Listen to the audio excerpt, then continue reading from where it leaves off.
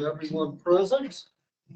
First item on the agenda, 9:30, Barb Schroeder, Conservation Director, with a planning discussion. Go ahead, Barb. Well, first I want to start off with, this morning I looked up Google, and there was actually an article, Lake Meyer Trail in Iowa, a magical hidden gem worth exploring. So I was pretty excited to see that, and it just kind of reiterates that conservation, we're bringing tourists to the county, and I know that money's tight, but hopefully these tourism dollars will help. And so the infrastructure and projects that we're working on are for that future. So anyway, I appreciate your time today. I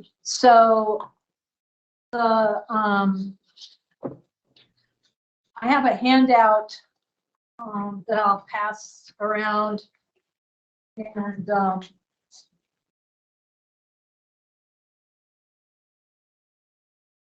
this is kind of an outline of those grant funds, and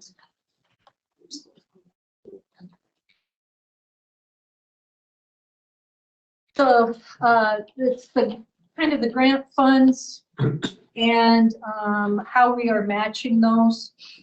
And so I've got a capital improvement fund, a REAP fund, and then the American Rescue Plan dollars. So those were designated for the water detention structures on dry run. So I've got those funds shown also on here. So you don't know when that project's going to be, because we're running out of time to spend the RPA. yes, it's this year. Okay. It's this year. So, but I guess if you've got extra money, that 50,000 has to be this year also. And so I guess that's where I wanted to show you that, you know, what funds the County Conservation Board has been building up for matching funds, so we are able to bring in these grant dollars, are all designated. So I do not have any extra money. In fact, we are always fundraising and always looking for more grants. So, but when a project's happening, you know, in a year or that particular year, it's pretty tough to bring in more grant dollars. So anyway, that's the information I brought for you today. And then I didn't know if anybody had any questions. Barb, when you say WCCB match, is that money? Winneshiek County Conservation Board. That's monies that that's either campground revenues, ground lease revenues, or things of that nature that go into a fund that you build up Correct. that way? Correct. How much do you think you generate a year in those other rents and Well, et cetera, et cetera? Here's a guess. it varies a lot, because in that fund, we also put in grants, donations. So and some of it's money in and money out. So it's kind of a moving target for me, but there's at least 30,000 for sure every year. And I could go back and average and look at those and get back to you with that number. So 30,000 for sure.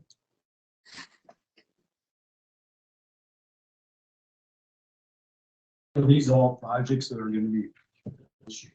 Not this year, probably. So the blue is water related projects. The tan are dry run trail related projects.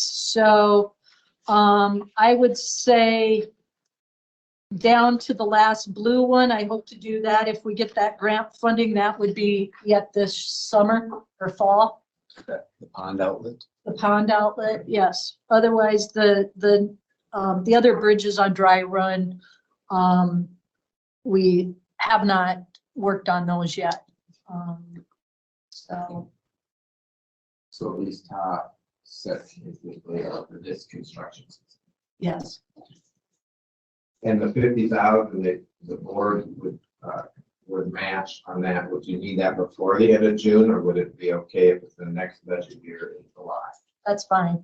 That's fine. It's, you know, I just need to make you folks aware that I have to have the project completed by March of 25 for that $125,000 grant. We have 50 in the budget for next Yes. July. Right now, in the first and second month. Okay, well, thank you. I appreciate that. With these bridges, are they designed yet or? No, Yeah. no. So, but the grant funds, they're on here because we were able to get the transportation enhancement funds. I guess I think we'll be replacing historic bridges, smaller ones. Oh, really? And I don't know if there's any money related to preserving part of that It's something for structure. you to look into, yes, definitely. That one on River Road up. No. Okay. You said River Road? Mhm.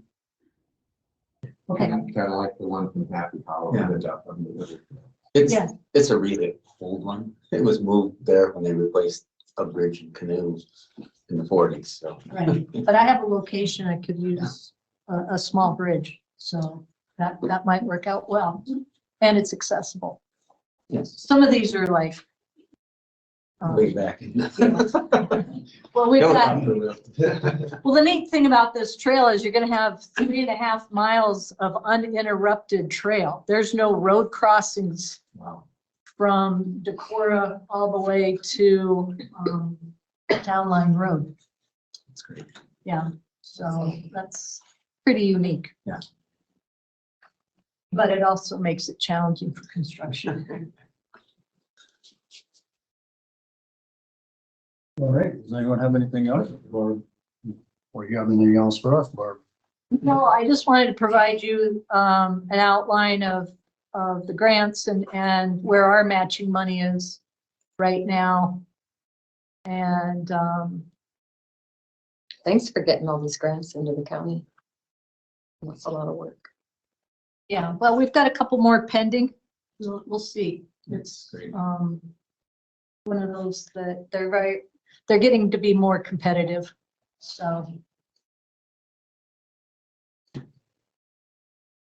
Any other questions? So will bridge one on Dry Run Trail, is that one gonna happen this year, or is that the existing bridge under 52? No, that's a box. That's box culvert. That's a box. Yeah, no, that's been built and That's all paid done. for. Yeah. Yeah, and, So bridge one is the first one up the trail. yes. Yes, correct. Is that tap money we got to have spent this year though? And some of that there's got to be spent here shortly, don't Correct. otherwise we're gonna lose it all. Correct. That's why, yeah. So we've got a lot of projects going and pulling them together and even on the, in the blue, or not blue, the wetland structures for Dry Run Trail, you'll see there's tap funds there because those were going to be trail crossings, culverts, box culverts. Well, we've gone from box culverts to detention structures and we're going to be putting the trail over the top. And so be able to utilize those funds that way.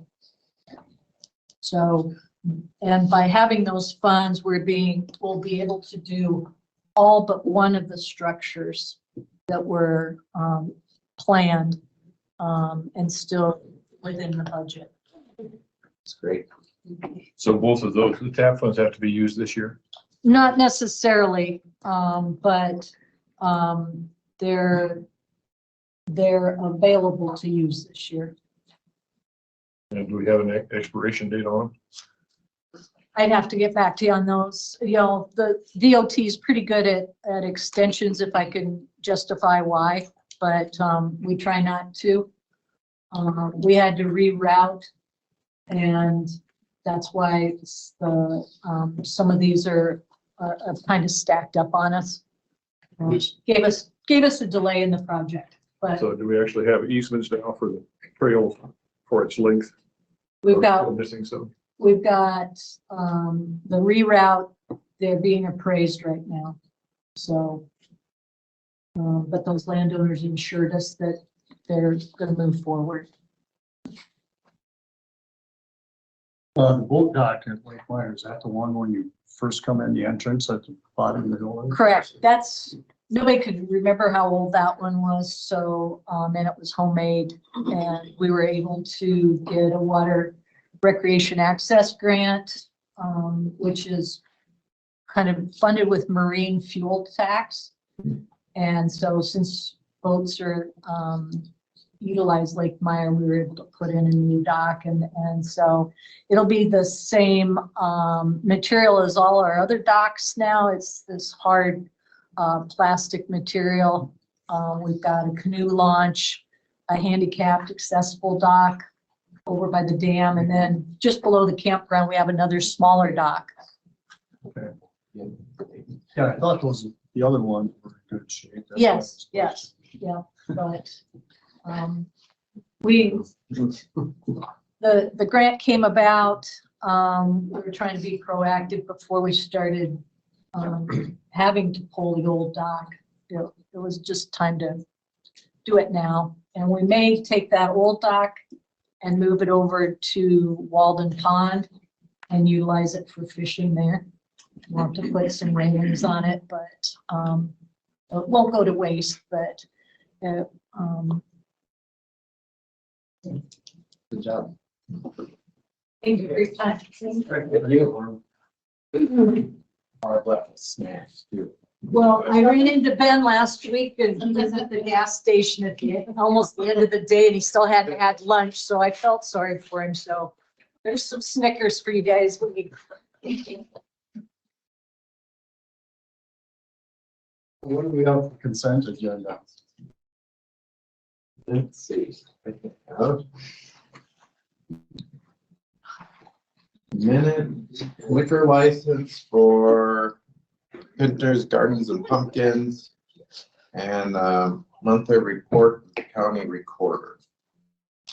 I move to approve the consent agenda. Second. We have a motion and a second to approve the consent agenda. Is there any further discussion? If none, all those in favor say aye. Aye. Opposed, same sign. Motion carries unanimous.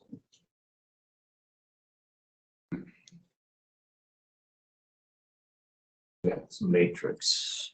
Yeah, I've got a sticky note here to ask if you're going to have a public hearing on that. And then talk with Doug about when we should set that up. So Just one. it's nothing, we don't act on setting the public hearing today because it's not on the agenda, but if we're gonna have one, we'll put it on next week's agenda. Otherwise, you can not do a public hearing and just. I heard nothing, so. We haven't posted a public hearing yet. No, Right? No, So we if we- wouldn't necessarily hear anything because people don't know. Well, I mean, you no, can chat out. we need to know if you want to have a public hearing. That's what Doug needs to know. Just the one. There's two things, no reason. He has to publish a notice of the construction permit application in the paper, and at the same time, he would publish a notice for a public hearing if you want to have one, since it's a matrix. Right? And these are part of the public record. Yes, yeah. Yeah, it'll be over in the office over there if anybody wants to look at it. In Doug's office. Yep, and that's what he'll be publishing in the paper, that he has an application on file, and it's He's there for just review. expanding, so. Yeah, I mean, he does excellent job. You guys It's an expansion of a dairy dots their eyes. north of Ridgeway, for 7,000 some extra No, nothing. total. So do you want to have a public hearing, or just have him have it available for the public to review and make comments if they have and send them to the DNR? Public review and, I would say public review. yeah. I'll let them know then. All We're right, gonna decide on Monday on whether or not we want a public hearing after we learn more about it. No, you gotta know. He's You gotta know now if we need to publish or that you need to set a public hearing next week or not. I think it never hurts to have a public hearing. Because I mean, people don't even know what we're talking about. It's public record. They can go. Now it is, yeah. Yeah, it's public record. They Right. can go over if they want. So if we set a public hearing, then we're being more transparent and more open about what we do. we don't have any. All we have to do is. There's nothing to do about it. It's already, the DNR makes the, DNR makes a decision. Yeah. Just like August, Public we don't record. we don't make the decision. Yeah. Public comment can be, is addressed to the it'll be DNR. published in the paper if they want to come in and look at it at the. They can come look at it and they can submit comments to the DNR. Yeah. So if they'd like to, they can also get on the agenda here and submit comments of their own. Right, but if you don't hold a public hearing, then you can't submit comments to the DNR. So having them come and comment to you doesn't do any good if you don't hold the public hearing to be able to submit those comments to the DNR. So We don't. I'm not for a public hearing. I don't see a need for it. I mean, it's a, It's, they need to submit comments directly to the DNR if they want them to be heard. yeah, that's where it has to go. So at this point, if anybody from the public wanted to say anything about it, they can read through this in Doug's office and then submit their own comments to the DNR. yeah. I just want to make sure the public knows what we're talking about in the first place. Point of order, I don't know what you're talking about. No. What is it? Just a So that's why I think it needs to be on the agenda for Monday, so we can talk about it. Matrix. Master matrix. Okay. We don't, Yeah, yeah. we don't have, the DNR okays them and stuff. I just wanted to hear that word. Thanks. It's just a formality that it goes through us at this Yeah. point. We could send comments to the DNR, but the DNR usually does what the DNR wants to do anyway, so. I hear you. Okay, thank you very much. Certain aspects of home rule have been reserved by the state and not by the counties. And that is taxation and confinement structures are state priority, not county, We wish we had more input, but but we don't. we ultimately don't. All right, It never hurts for your comments to be heard by the DNR. So I would suggest everybody that wants to can read through it. It's at the Secretarian's office in the courthouse. next on the agenda, 9:45, Kristin Erickson, comments on Freeport Property Sale. Good morning. Good morning.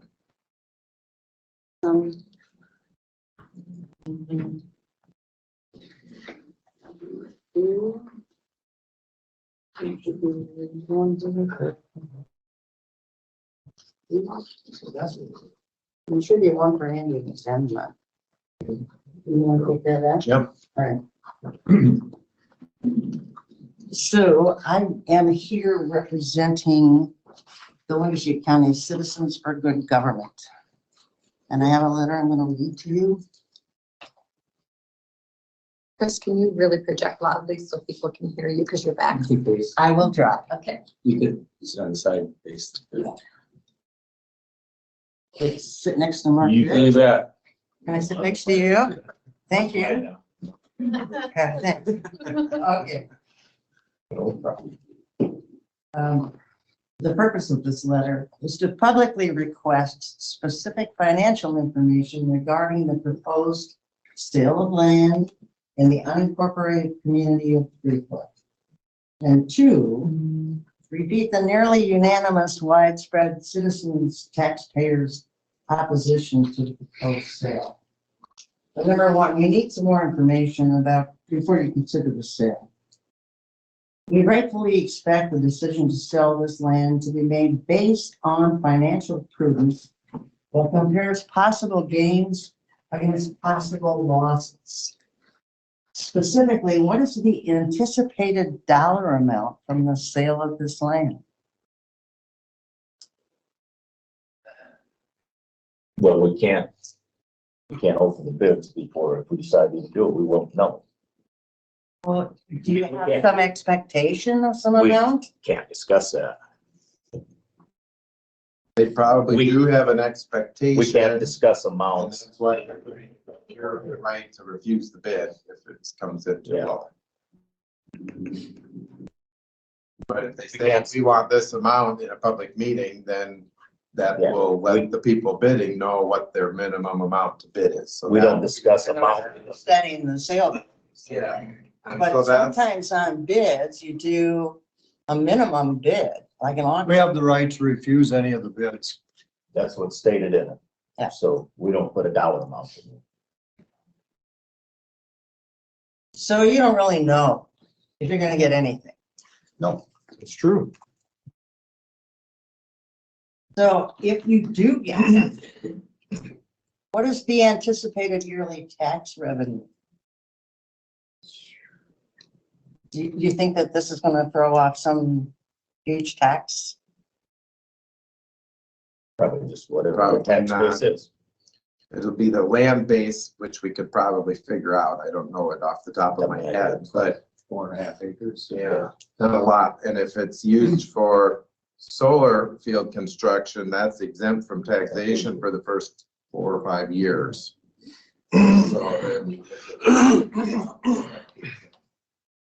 So it's a little difficult to figure out what the benefit to the county is. Well, I guess the one thing that really irks me, not one person has come in and said, come to the county and said, hey, in the past, and said, what can we do to work together to make things better? Mhm. The minute we try to sell 4 acres, then we're the bad people. You know, That's got the deep rooted. So all we were doing is trying to make a company out there want to be more green by putting in solar and panels. I applaud that. I mean, that's all, they came to us, we didn't come to them. They asked, we had this 4 acres, so. I mean, if they want to put solar panels in there and be more green, it's helping the community. Which have to be kind of a thing like, well, you can't You know. just sell it to them, you gotta open it up to the public. Yeah. That's the way it works. It's, I mean, anybody can buy it if you want. Anybody sitting here can buy it. How much would I have to bid? That's up to you. That's the only- Whatever you want. Whatever you want to You do. can run the comp center. I mean, I wish if everybody's worried about, nobody comes in and says, hey, what can we make things do better on? I've heard different people say that water comes down that dry run, hits that corner and goes right off that corner and backs off into the thing, and the water backs up from the river and there we sit. Everybody's sitting in a low spot. Well, we can't do nothing about that low spot. The houses are already built there. So it's gonna flood no matter. If we sell this 4 acres or not, that water's gonna come down that run. It's gonna hit that corner. It's gonna do the same thing it did last time.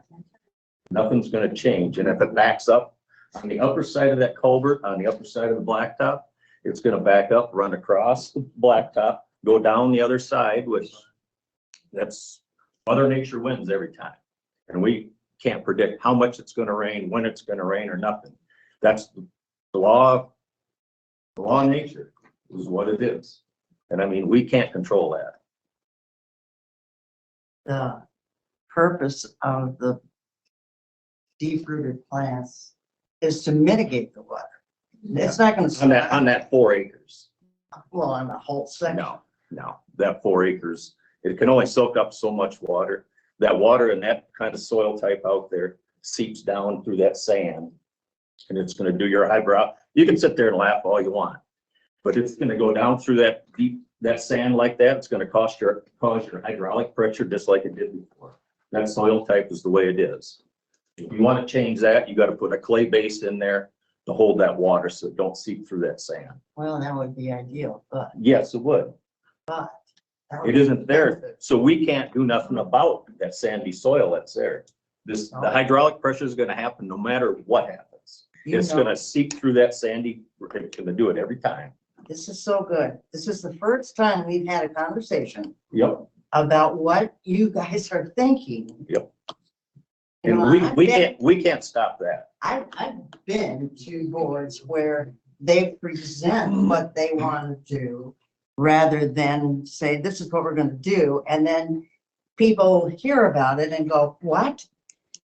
So it might be better if the 3 of you, when you come up with ideas of things to do, might present that in a way that we would know what you're thinking. I'm getting tired of hearing the three of us all the time. Well, There's five of us at the board, I'm sorry. and then they vote 3-2. So that's the way it goes. Last time, 2 years ago, it was 3-2. Me and Dan sat here how many times? We didn't go. Was it a big scene? Sometimes it happens. Well, it's happened every time since anything we come up with is negative. That's why And you actually- present it differently. And actually, we didn't come up with the idea. Yeah, they came to us. I understand. To us. And we can't discuss dollar amounts in the public till we got something confirmed on what we're gonna do. That's just the way it is. We gotta keep till a sale's final, then we can discuss what we got. Then we have the option, if a bid comes in, to accept it or reject it. You already know what.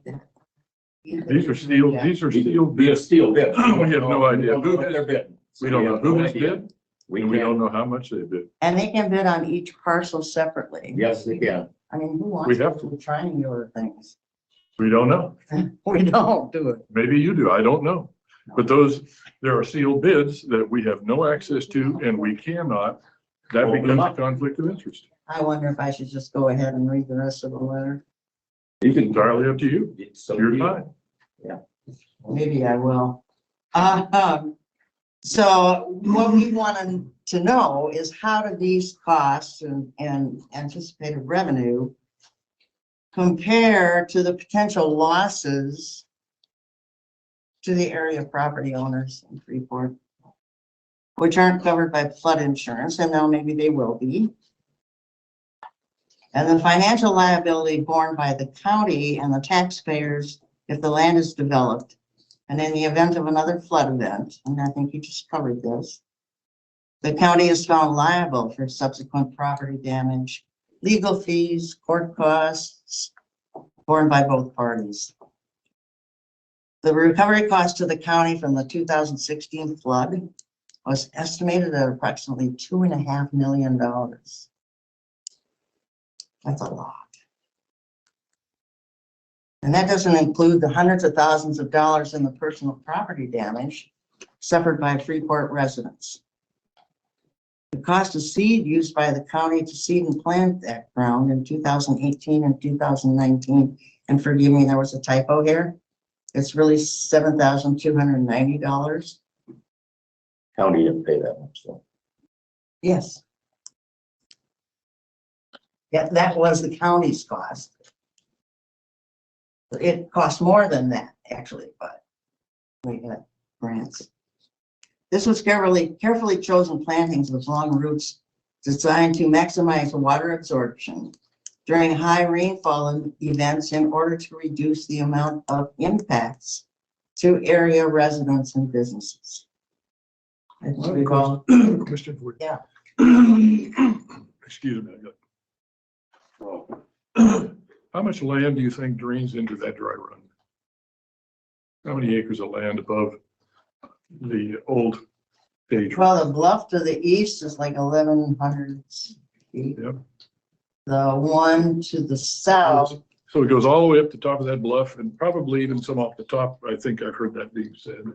And then it on the goes back south, up on the south on side. the south side, and then it continues up the canyon. The good thing is that that's forest, So- and that'll slow it down. We still have, there's water that comes down a significant amount of acreage. Right. And we are going to be able to absorb that by the plants in this dry run area of however many acres this one parcel is, and that's going to be impactful on the overall impact. That hasn't changed in the 2008 flood, the 2016 flood, or the ones before that. I've always been, I don't have people in my district, let's say in Fort Atkins, who have a significant amount of flood prone area that are petitioning the county to come in and plant native forbs and so forth, so that there's more absorption and perhaps less flooding from the Turkey River. And I don't hear them coming in, and I don't hear it as they met in their city council meetings also, because I do attend all of those besides, and everyone is welcome to attend all the city council meetings besides. But it's not getting any traction. There's not anything there. They're not coming and asking the county to mitigate a flood problem for properties that they have purchased and reside on because of the downstream flow of water that comes to them.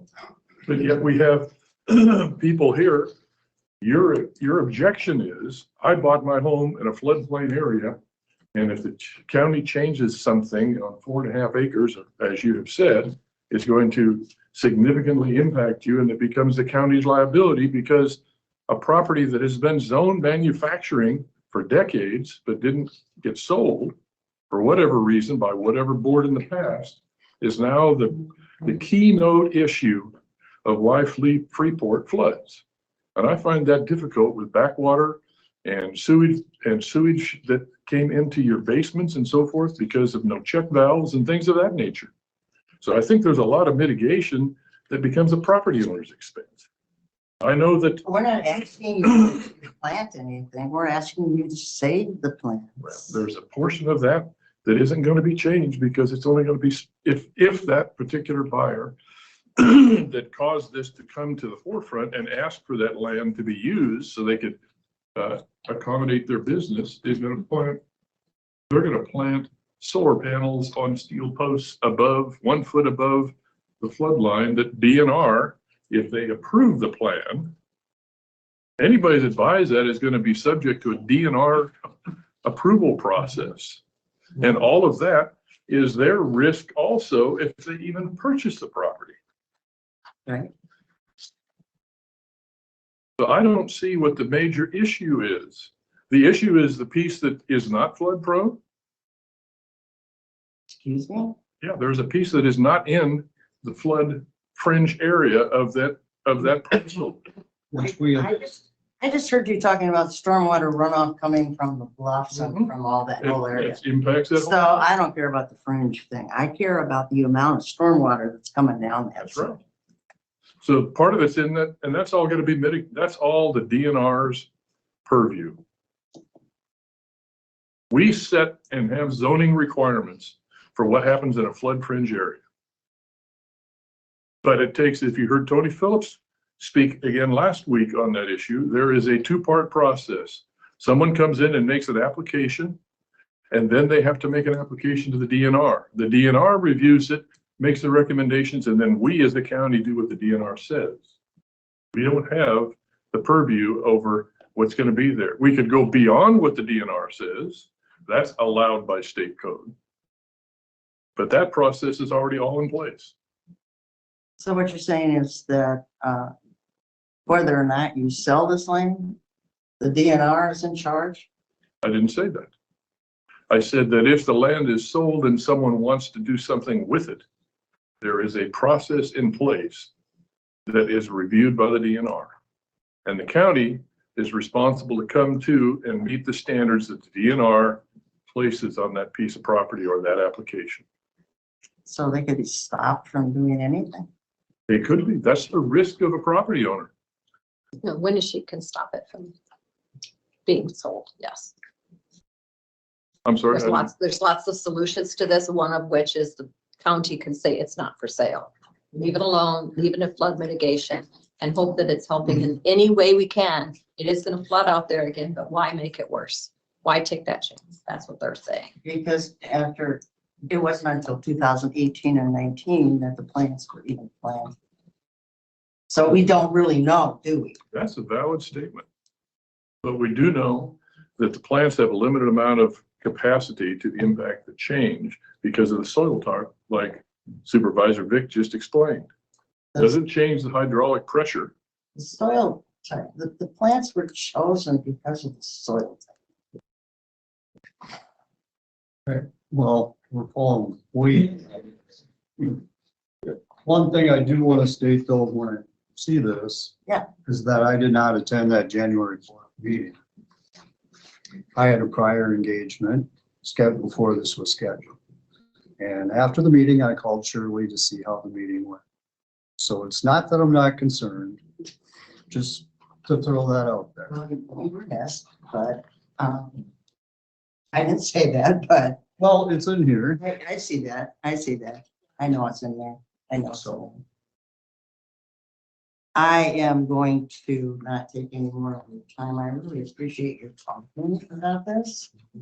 But I would ask you to just drop this. Just don't do anything. Just drop it. Let's see if these plants will work. You can always sell it later. See, just give these plants a chance to mitigate some rainwater, some stormwater runoff. We don't want any runoff. But we're gonna have some. Maybe we'll have less. That's all right. Thank you, Kristin. Thank you very much.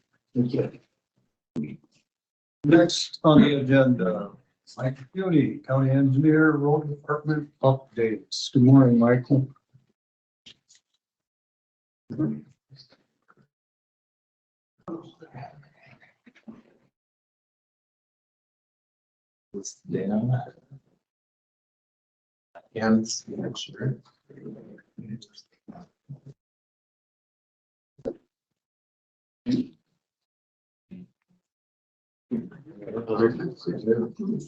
Good fellow. For some reason, I didn't. This is my place. It's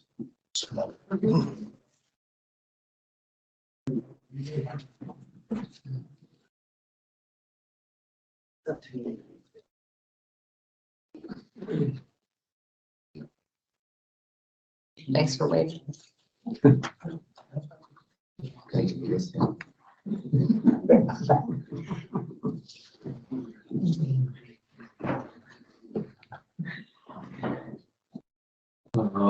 You ready? So I just walked through this report, continued my leadership training. So I've got a couple things to catch up on, but last I checked, I'm with the rest of the pack that's in my group on the leadership training. Chuck Britson came by on Tuesday. He sat down with me for 3 hours or so, maybe a little more, and walking through all the different bridges that we need to address.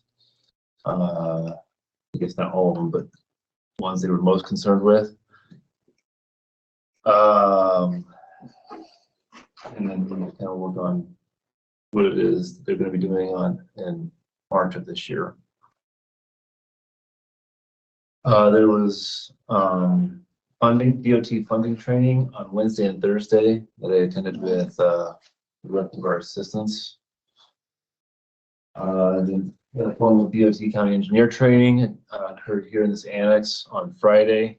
I had a lot of admin time, just not a lot of engineer time. So what it is. And also on Friday morning, I met with the maintenance crew on Friday and ordered CAT diagnostics tools to reduce the need for Ziegler service calls. So one service call or 2 service calls will pay for the equipment. So that's the idea behind that. W14. Still haven't got the need clearance for the Fort piece. Staff has talked to the DOT. DOT is going to be a little bit forgiving on when we submit that if we're still waiting for the NEPA clearance, because we're waiting on the state to clear that. Was working on things on Friday late, and we're gonna have to have a discussion about funding. Talked to Ben about that this morning. We'll have to have a discussion about how that funding is going to work.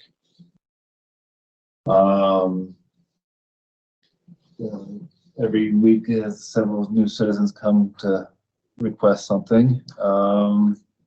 It meet a lot of people. Yep. Updating budget. Work on 5-year program is progressing.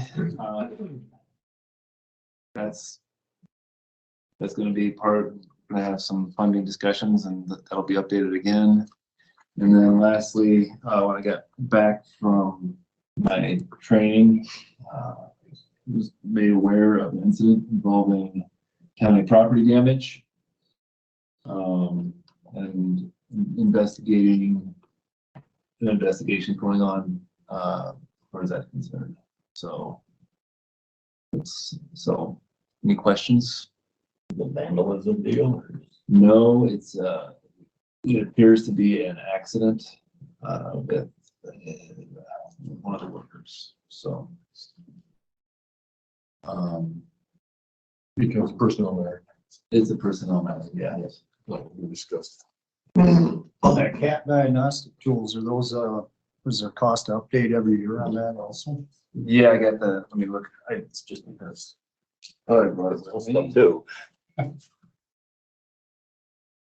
So it is, we have an annual subscription for the ET software, and there's a SIS software, and those annual fees run $17.50 a year currently. And then we have additional hardware to buy, a one-time thing. 11/21/64 is what this comes out. So that's the purchases that we're making. That sounds about spot on that diagnostic. So. Yeah. One, the Next SIP year, software is the software that multiple shops can use at once, and then the ET software is the stuff that the hardware works with and interfacing with a laptop.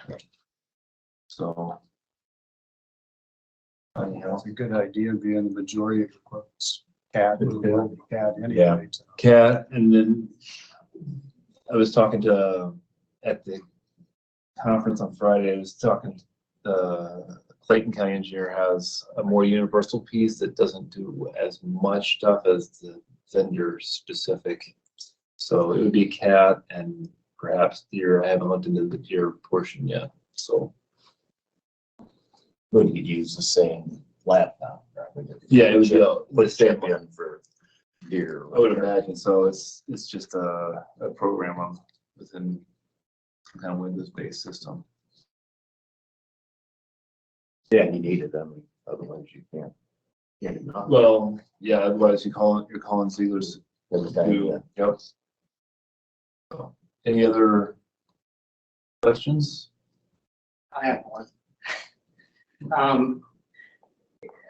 Nick Risman is still helping out from time to time, is that right? He is, that's a question I was gonna talk, I have a couple of questions on. Just, I'm thinking that we probably need to, if we're going to continue with this, to modify his contract to say that he's providing a support role and, you know, either an end date or a 30-day notice to end it. But Michael and I can talk about that and get it out to you if that's acceptable.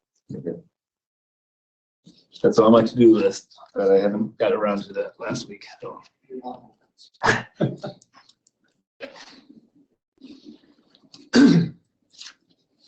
What's your feedback on the NACO training? Well, I like the training. It's always, you never have a bad day kind of a thing is a thing that stuck with me. You know, try to be the person that makes everybody else be their best is a couple of the ideas that I can just, you know, come up with that are thinking in my head. But yeah, it's you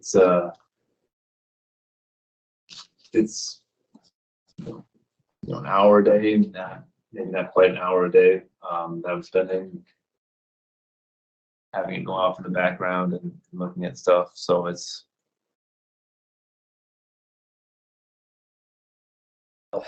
yeah, it's useful, but it's useful. You can use this time that. It's right. It's a time. It's worthwhile. I will definitely. It's not like something that's definitely worthwhile. So That's the key. It has to be worthwhile to you. yeah. Oh, absolutely. And as the meetings with the supervisors go on, there'd be a couple weeks now. Or, Nick, you haven't had a meeting. Yeah, right. Me and Ben was saying something, maybe me and him or something. Yeah, or you could go with another one of them, want to go again, that's. I'd sit in on this. Do you have time after next Monday's meeting? Next Monday would be fine. Yeah, I could do that. I get to meet with him frequently, so. Really need me to go. Can I introduce you to?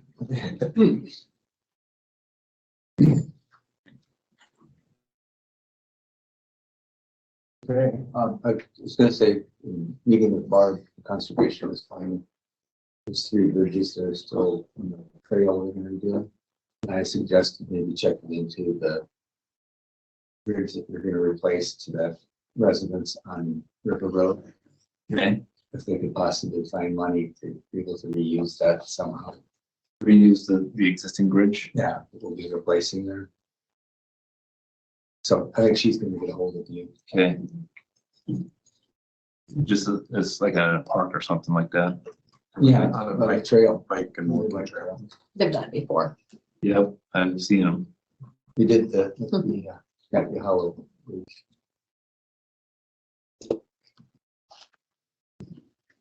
Okay. Barb and I have a long meeting at some point here. Anything else? Very good. Good. All right. Thank you. Thank you.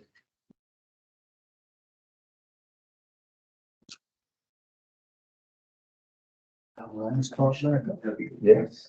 Next on the agenda, Andy Vanderbilt, county attorney, with a lot of things.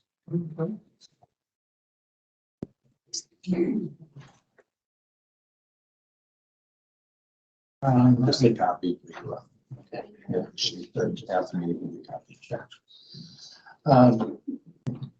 Circling back, doing an addendum for Nick, is that something you want me to pursue or don't want pursued? What? Well, after you talk with Michael and Nick, just come back to us with what the 3 of you decide. If Michael still needs his assistance, I think we should still provide that. It's, I agree. yeah, I No, mean, it's, yeah. There's, I would there are say- some things that Nick offers that he's not gonna pick up at a class or. No, on the especially job. now if we get a W-14 or something, we have questions on that now. Right, okay, I would say at least through the 1st of July or something, maybe, just, or whatever he feels, that way we'd have projects that are gonna be bid. I mean, get through one roll of that or something. my thought is maybe you say we're gonna do this on an as-needed basis and we can terminate on 30 days notice. And that way, Okay. when you get the feedback from Michael that he's comfortable and, any of the engineers in the surrounding counties are gonna answer the phone when he calls anyway Yeah. to say how they handle this, but I think a more formal arrangement for at least the Yeah. near future is a good idea. Yeah, I'd say that'd be, So if he feels like it's a good thing, then I'd say proceed with it. Yeah. I'll visit with the 2 of them, put something together to run past you. Good.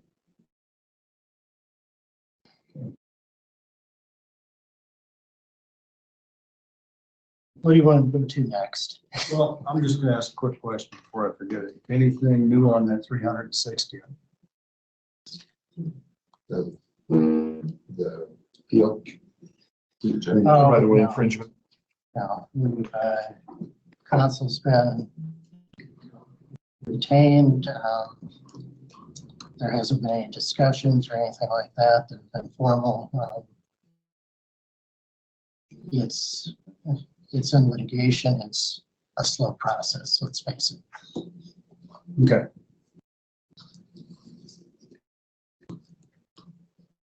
Let's look at, Oh, go ahead. Different status of that, the gates and back working lock. They're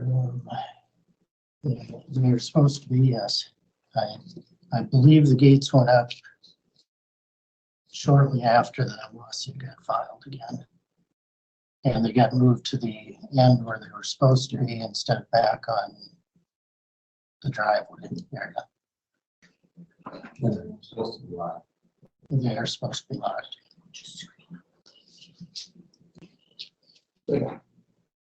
All right, let's discuss process, timeline, terms, and restrictions for potential land sale in Freeport.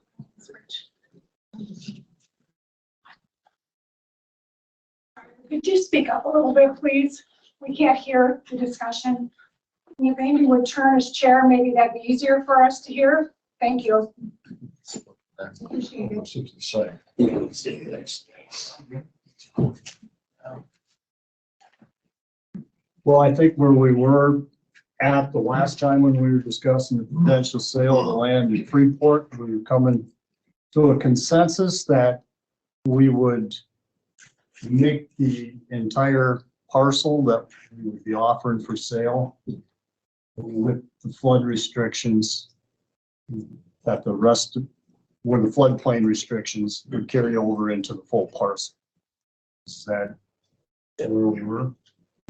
Is that as to all 4 properties being sold then? Yeah. This day? Yes, all four. All 4 Which is a total. parcels would include floodplain provision. Floodway fringe Fringe. restrictions that are present on portions of them Well, already. most of it already, Yeah. but not all. And I think those 3 smaller parcels, the last map I saw, are mostly in that. Anyway, it's that bigger one that's. About half of that is. So for the public, it's not the total 7 some acres we're selling, it's just the 4. It's Selling the whole thing. We're still selling the whole thing. Sell the whole But thing. in this 4 parcels, this floodplain. Not that response. whole 10 acre. No, not the. Okay. 4.6 of that, but then it's. The whole above it, anything. The 3 smaller ones too, that they want to have the same A, B, restrictions C, on all and of them. D. And with that restriction, anything built on there would have to be put 1 foot above Whatever the DNR DNR. determines what the flood line is.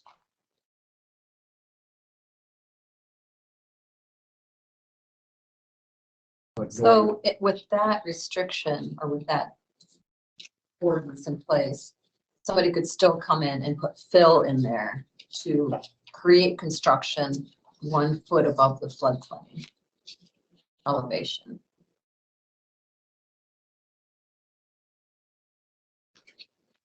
So I think that's I what the think you concern would have here. to- No, it's still considered. raising the floodplain, you're going to have to get it okay from the DNR. This here is a floodplain for.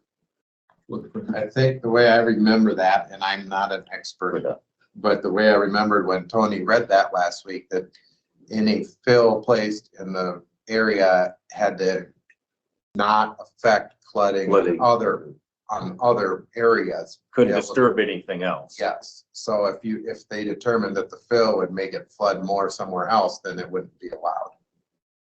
That was the way that was read in that, when he read that last week. That was all up to the DNR. DNR control.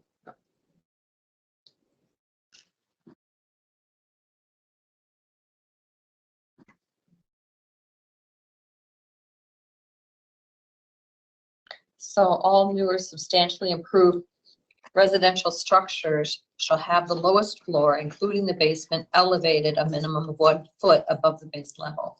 But they could also put a basement in that had open water flow through that structure. So again, I'm going back to saying that it needs to be raised pedestal construction only if we look at this whole area. Well, if you have a basement that's 9 feet deep, that's gonna hold 9 feet of water. That's a lot more than 9 inches. So, yeah, but it's not the same as prairie plantings to have a basement that's just letting the water go through instead of being slowed down a little bit. No, it would act as a retention pond. Well, More water than the same amount of land. it's not going to seep away though. No, then it would just join the hydraulic pressure of the adjacent properties. You're Yeah. right. I'm just saying we could avoid that whole thing if we, as we talk about this leading into the next public hearing and so forth, if we're deciding we're gonna sell it. We need to just really consider that raised pedestal construction only and get rid of all these other possibilities that are making people very nervous about what could go in. We're making it a floodplain. Those restrictions themselves will take care of anything. I mean, at this point right now, we've had our public hearing, we could just go forward with the sale.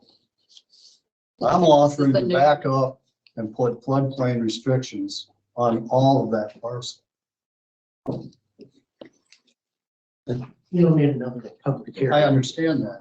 But at this point in time, we've already had a public hearing with the other resolution put in place.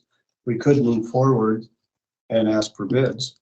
You can ask for bids, but you need to do Another public hearing. I think to make if we're gonna sell it, I mean, there's two requests that come out, you know, first of all, don't build on it, but it's the prairie grass left in place or the deep roots left in place. And the agreement that would be most tolerable for most people would be, well, have it be elevated on pedestals. If that's the intended use of this, the problem going forward is if we don't put something in place and that's those specific restrictions, should they decide to, whoever buys it decides to sell it a year from now or resell it, that agreement is, you know, the gentleman's agreement isn't going to be in place. So we think we know what the intended purpose is, and it probably is, but should that fall through and it goes someplace else? I just think it would be more tolerable and for people if we just said pedestal construction elevated only and whatever grass is left in place. The life of the land. That will be for perpetuity with that property. So then any fringe flood property in Freeport would be required to be on pedestal construction? This is No, what we're we dealing can with go. this one. No, that was my question. It says if we're gonna go that route on fringe as creating a precedent for fringe property, are we gonna say that everything that's that in the future there that has to be on, that happens to be in fringe is gonna be in pedestal construction? No, we're not saying that. We're saying what we can control, because we own this particular piece of property. And, you know, you said, well, people down Fort Atkinson or whatever aren't requesting, well, how much property does the county own that they want to have planted? Well, come to us and see if that's the case. Let us have an opportunity to do something. So then does everybody have deep rooted prairie grass planted in their yards then to soak up the water? They have the option to do that, but we have the option to make these Then why restrictions. wasn't that happening then? It's their private land, Mark. This is taxpayer Exactly, land. exactly. That's the point I'm trying to make. Then why isn't everybody else helping out trying to absorb the water and so it don't? That's their private land. We don't have a say on what people do on their private land. This is taxpayer owned land. Everybody in this room owns this land. Yeah. And that's why they're concerned about it. But they're not concerned about their own property. But it's, Sure they are. it's a simple thing. Then why don't they have the deep One rooted gentleman prairie? spent over $100,000 on Then it. So why don't they burn. have the deep rooted prairie grass planted in their yards to soak that water up so it stays a perimeter around their house so that water don't flood to their house? I think you're being silly right now. No, We're I'm dealing not with- true. I'm saying We're exactly. dealing with county owned land. I know Just we are. stick to this land discussion. We do have a choice because the taxpayers own this section. You're And saying, it's what we can decide on that section of land because it's the taxpayers. are you listening? What other people So- do on their own property is not my business. They have to fall under with this new flood ordinance. If they do build, there's rules on that flood. Then why isn't everybody else doing the deep rooted prairie grass around their yards or perimeter around their house? Who isn't, Mark? This is a moot point. That's all I'm Talking saying. about this 7 acres So right then here. you're saying that you don't really know if that will help or not. I'm not willing to take a chance of digging it up or allowing construction. I'm willing to meet a compromise here and do raised pedestal construction. So then we're gonna have no more flooding in Freeport then. Oh, for heaven's sake, Mark. That's exactly what you're saying. No. I think this particular property is a bit unique in that there is a dry run that runs through it. So obviously it's a major thoroughfare. thoroughfare for But the that. water's never flowed on top of that ground up there. It's went down the dry runs. The water has never flowed on top. It has. All of it's been That whole covered. thing's been underwater, that whole Yeah. ground. Yeah. So, I mean, Including all these But cul-de-sacs. that first C, B, C, and D were been grass forever. So, I think if we're gonna, Did that slow the water down that much then? Mark? We had still had flooding in Freeport. I just think if we're gonna sell it and to make it most agreeable to the majority of people, if it's gonna happen, it's just put the restriction in if, for what the intended, for what the intended use is, and then it shouldn't be a problem. But I said, the buyer may not be the buyer that owns it 10 years from now, or 20 years from now, or 50 years from now. It's just a simple thing. If we want to sell it, it's a feel great it's compliment. necessary. It's a compromise to people that we made a good faith effort to try to do what we could do. Andy, a question. So if we put the floodplain restrictions on that full parcel, does that go for eternity?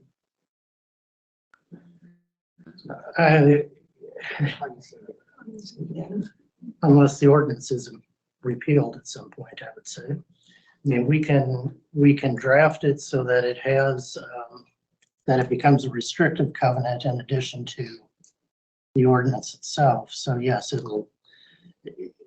we can make it perpetual, have it run with the land, that language can go into it. And that, I think, was our intent. On meeting the flood. In other words, we're taking land that is not floodplain or fringe floodplain out of those four parcels, and we are putting the restriction on there, which we can put on there as a deed restriction that instead of being non-floodplain or fringe becomes floodplain or fringe is the requirement. So whatever the requirements, and the requirements may change, outside of our lifetime, we can't change that, but we can put the requirement on there that it remains forever in a floodplain designation. Is that correct, Andy? But we could also have it with our It's more superseding restrictive. restrictions, that pedestal, raised pedestal, grass only. I see your point, Mark, but I don't agree with it. And why? I just explained to you. I think that having the requirements on that property of it being in the floodplain and DNR, which is our designated expert according to the state, they are going to put the requirements on there, and it'll always be that case unless the DNR goes away or dramatically changes. Well, it certainly could change. I mean, right now, the state is wanting to dispose of land or prohibit land from being bought by conservation or restrict that. So I think this is something we can control and we can take care of it for the future in a way that's going to be agreeable, most agreeable to the most people, not all people.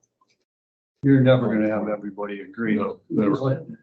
So, no, we're not. We proposed by that is we backed up, changed our minds, making this all floodplain, and that's where I'm at. So I don't understand why we can't compromise on saying raised pedestal construction only and all the floodplain ordinance applies to that whole section. That's a really great compromise that works for everybody. We're not looking to make a 10-acre solar field. Right, so that's the worry, the people in Freeport is that's not So- what you're looking at. It's a 4.66 acre. We got a whole 10-acre parcel that we're selling. Well, And so we're talking about that all of it is going to be in floodplain. So we're going to put it, so someone could put a 10-acre solar panel field up there. We're selling we're only selling, It's seven, or like seven. Seven. There's seven, Seven total once you had B, C, and D. B, C, and D. But that becomes, the total thing becomes even the current non-flood marked portion of it by our maps. Do not, will also be. so we're selling the whole works. That's Not this. not that, A, B, C, and D. Seven. which is, well, It's the, that across this too. from here down to the old stage road. And that thing in there that's not in that shaded area will be considered the shaded floodplain area. This is part of the public record. It's a letter we all got, from Iowa Rotocast Plastics last week or week before. And they're the ones who came to us twice in public meetings asking about this for solar panel fields. So I'm just really having a hard time wrapping my head around why we can't agree to, on the life of the deed, say raised pedestal construction on this land. It's a great win for Take everybody. on the other potential buyers. I mean, If somebody else could buy it for a solar panel field. well, not if it's adjacent, it's not adjacent to one of their properties, it would be useless. That's the same reason they can't build the solar field on their other property in Freeport. It's not, Because it's lost for Distribution. getting the electricity up to where they want it is not feasible. Andy, can we put on the life of the deed a restriction for or for raised pedestal construction only on this sale? Yeah. The floodplain is already making sure everything is 1 foot raised above the flood level. But it can be other construction. It can be used for other things, and that's what's scaring the people of Freeport right now. The solar panel field is more acceptable and keeps it in an attempt to stop floodwaters instead of a cornfield or a building or an in-ground parking lot that moves it through, or putting fill in for storage containers or something. The main opposition to this was that it was going to take the deep prairie plantings out. We have a compromise that we're so close to here. So close. If we could agree on raised pedestal construction only, we're there. I don't understand why we wouldn't do that. I think it's excessive, surely. That's Why my is it opinion. I excessive? think it's excessive because we're going to limit it to one thing instead of making it available to the public, and maybe they have some other idea. It's the taxpayers' land, and the people who It's- live in that village out there came out in very big numbers for this. This is a compromise that's acceptable to everybody. We've made a compromise and we're not going to appease everyone, and we're not going to appease you, I understand, unless we take and make this a raised pedestal environment forever. Or just leave it, don't sell it at all. Those are the two options I'm at. I'm really trying to reach a compromise here. It's very sane, it's common sense, it works, and everybody's okay with it, except maybe you three. I think that's a little bit stretched. I don't think Shirley. it's a stretch. We've had It- over 400 people contact us in petition, over 44 letters, might be more than that now, 45 with Iowa Rotocast letter included, and 3 against. A meeting of 70 people in Freeport. Those are all Freeport residents meeting together in this, and And I that think was it's a great compromise for before we everybody. changed it to floodplain restrictions. I think you're Which are gonna the hear the same same thing in Same the restrictions public they have. hearing again then. All right, well, we can sit here and beat this till we're all dead. But, what are we gonna do? I'm with the floodplain restrictions on all those parcels and then put it up for sale. Like public bid. I would agree. Agree there. Yeah, so the direction for Andy is there 3 that want to proceed with it that way. Let's see if somebody, I have one more question. We got this letter from IRP last time, and they were asked, or last week, and they were asking that you also put a buyback clause in there, that if they don't get the grant or if they don't get the solar field in 5 years, that you'll buy it back. Do you want to include that for Andy or not? So Andy knows whether to put that in or not. if we do, we're restricting that bid process to only one function and one person. And I don't think we can do that. If they get the bid, I think you can We can negotiate negotiate those option purchase, or That would be for after after the fact. if they're the successful bidder and they want to do that, we can talk about it. I would like to see the resolution read that it is raised pedestal construction only. All right. I have to go on record with that, obviously. got everything you need on that, Andy?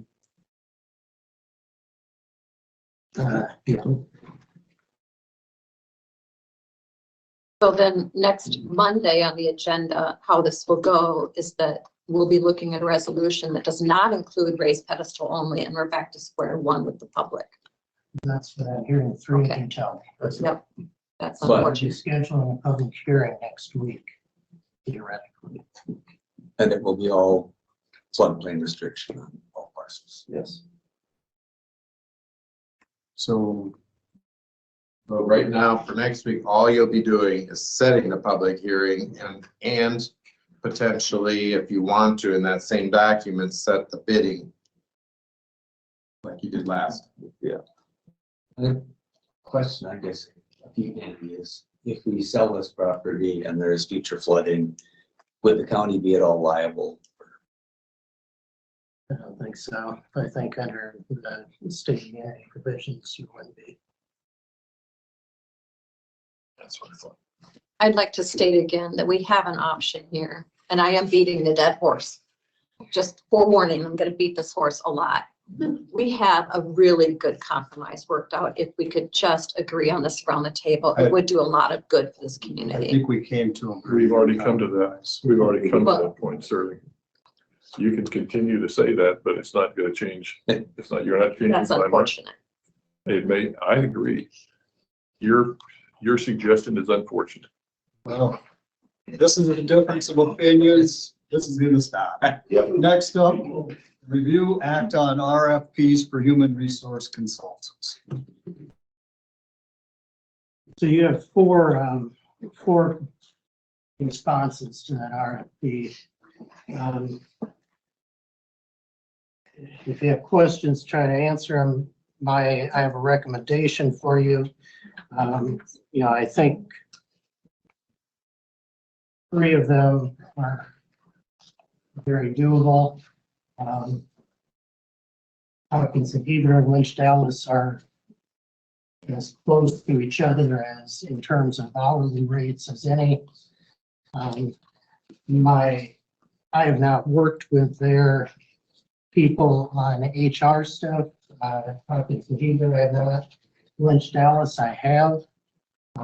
They would be my recommendation. I think that's part of my resolution to do the RFP, that I was supposed to make a recommendation. Lynch Dallas does a lot of ICAP defense work, so we have seen them defending cases here in Winneshiek County. I've dealt with them and some other county members. My experience has been they've been very responsive. They've been very efficient in terms of how they put work together and how they get it out. I'm not saying the others aren't. I don't have a personal. Which one was that, Andy? Lynch Dallas. Yeah, Yeah, it's kind of a minor thing, but Cedar Rapids is an hour closer. If you do have an incident that they do need to come up for, it's an hour windshield time you're not paying for. Two. no, is Hopkins also in Cedar Rapids? The Hopkins is- They've got a second, don't they have a second office? I double check that, but I thought, But they have Des Moines, Dallas, Barb.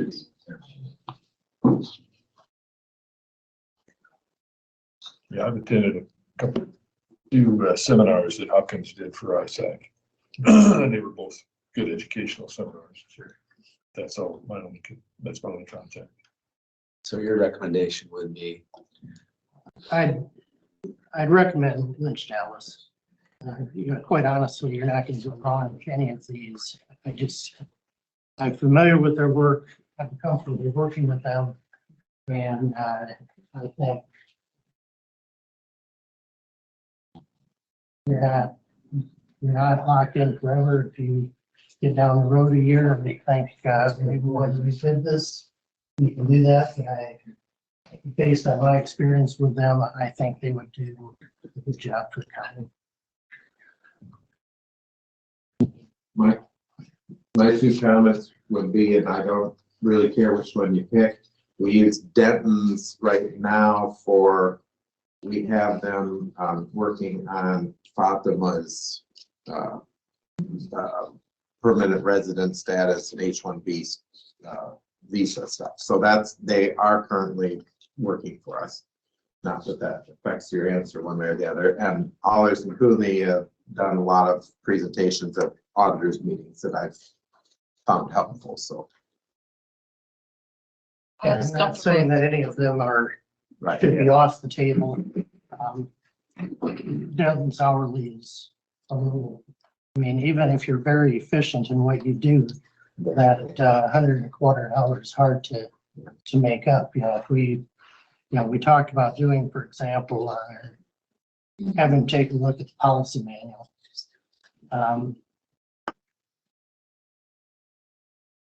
One firm may get it done in 10 hours, another may get it done in 12. And like I said, I'm looking at just track records of efficiencies that I've seen, I think. And again, I'm with Ben, I don't care which one you choose. I was told to make a recommendation, I'm making a recommendation.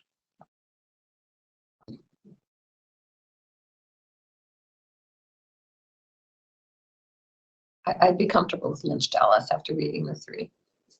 I personally didn't think a fourth one, but these three I'm comfortable with. Kueny's rate is pretty daunting by comparison. I agree with Andy, it takes a lot to overcome. And we do have a fair amount of review work that needs to be done that we have not touched as far as employee handbook and policies. So that's it. And we probably, when we're done with the safety manual, it might also be wise to take a look at that, see if there's any glaring exposure. It doesn't have to be in depth, but I think when you and Shirley and I met, we had three projects that kind of run out of off the bat. The other thing that I envision here, and we can talk in a little more detail, with whoever you hire about this, but I think HR stuff regarding to employee benefits, payments, that type of thing needs to go through Ben's office, through Lynn. I think legal issues concerning HR probably should go through my office, because if it's a 20-minute research project for me to get back to them and answer the question for the department head, I don't see a reason to send it out of county. And that, I think, can help us save a little bit on the overall cost of this. And that's outside the project scope. I'm just talking if we have something come up that we need to look at. I think we try to vet it through the county attorney's office. Lynch Dallas summed up that scope of work pretty succinctly here too. The other ones got in a little more details, and Lynch Dallas answered our proposal, I think, very well. Now, in doing it that way, Andy, if someone comes in and has an HR issue and you review it, they don't get the answer they want, then does it get pushed on, or? Ultimately, by code, I'm responsible for giving legal advice to county elected officials. That would fall within the scope of my responsibility. If I'm giving an answer and I'm feeling pretty confident in that answer, I'm not going to send it out just so we can spend more money to get the same advice that they're getting initially. If there's a legitimate question as to, should we follow up with this get another opinion on it, I'm happy to do that. But I know over the years that's been rare. I mean, we've generally been able to work through our HR stuff coming through our office.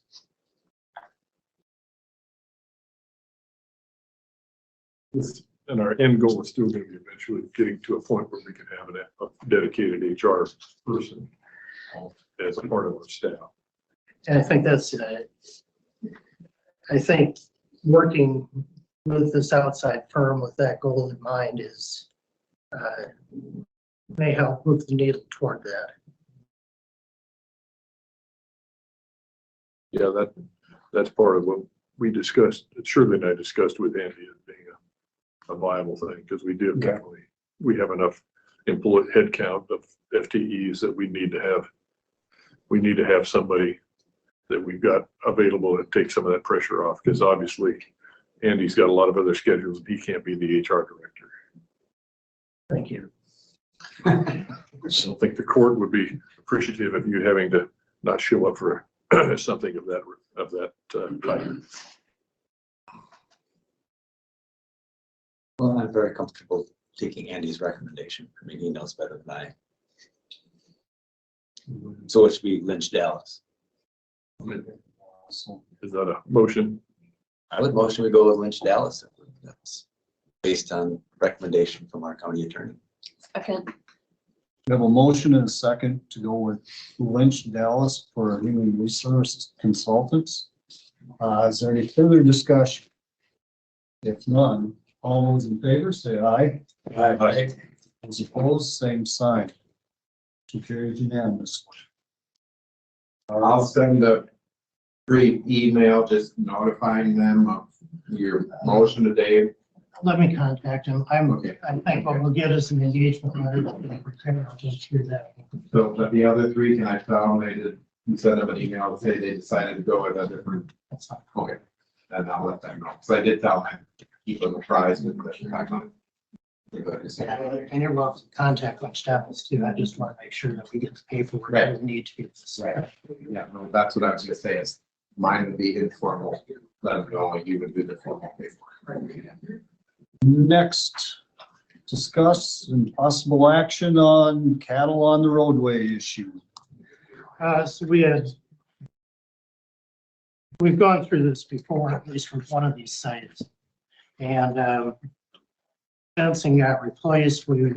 You authorized me to use the township trustees to do fence viewing, to issue orders. They ended up actually hiring fencing done out there. Now we apparently are having an issue with keeping gates closed. So anyway, I'd like to get your direction to go back to the township trustees on both of these sites and to get some fencing orders done and see if we can't start putting an end to this. I mean, it's, One, I don't think the only one that'll ever get solved is if the cattle are gone, because that one's been going on for umpteen years. I mean, it's just been going on forever. Yeah. He's got the boundary fence along the road. Let's see, the west, south, east, and then the north side kind of goes through the yard. Well, that's just a hot wire or two. Well, if that ain't plugged in or shorting out, it's all, it's, And any Yeah, of these related to the cow on the road that pick up yet? sure. We have had, there have been some car livestock accidents out in this one we're talking about. The other one more frequently is an issue of crossing the road, getting into the neighbor's property on their yard and tearing it up, making a mess out of it. And that's who's generally calling in, but to get there, they're crossing county land. So I think the process that we followed for a nuisance from being on the road like this has always been statutory, and we've always gone through the township trustees in the past. But I've always come to the board to say, I mean, how many times do we deal with the one issue out my way, it's been ongoing.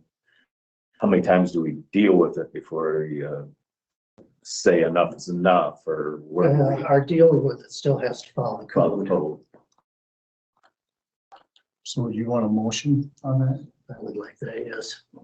Something like authorize the county attorney to work with the township trustees to resolve the issues. To address I'd make that motion. Second that.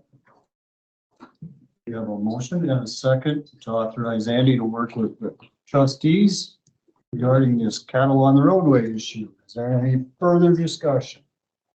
If none, all those in favor say aye. Aye. Those opposed, same sign. Motion carries unanimous. How many calls is the sheriff actually been getting? Up until about 2 weeks ago, I think. So there have to be 3 within 12 months in order for it to be considered a nuisance. Since September on one of them, I think there's been 8. And on the other one, there's probably been that many over the course of a year. I'd have to go back for sure, but it's in that range. It was better for a while. Now it's not. Yeah, it's sad. It's a remediable situation. It just isn't being remedied. Is that? Yeah, it's, So how much fence would we have to go in on that to mitigate? you'd have to do the north side, but it'd be another 25% of what they fenced over. I mean, it's kind of pretty much a square. The north side goes through the yard, so they did the boundary to the east, south, and the west. And they didn't go, so I don't know how that works going through the property. That's just it. The trustees That- can order a boundary. Boundary but they fence, and can't that's what they got up. You can't. And that's, I mean, yeah, that's the problem. We've got ours. Good fences all, on all 4 sides, but if the gate is open, it's not gonna do a lot of good. No, and that's just a wire, right? Last time I was by there, I won't quote, but it was just a wire. Yeah, Okay, so yeah, I know, we got, the boundary fence is in, so I don't know how they're gonna. The trustees are very familiar with that situation. They spent a lot of time on it. They did a great job. They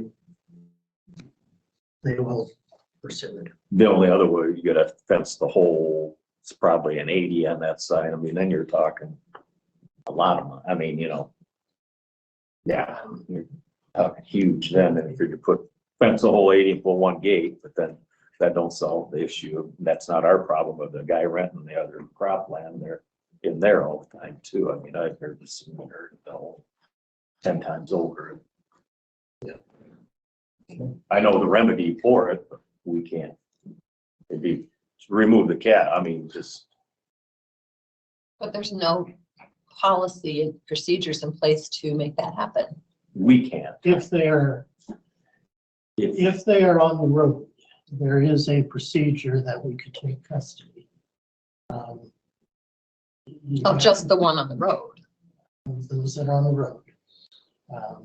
I don't think that the reports I've seen have not been just one.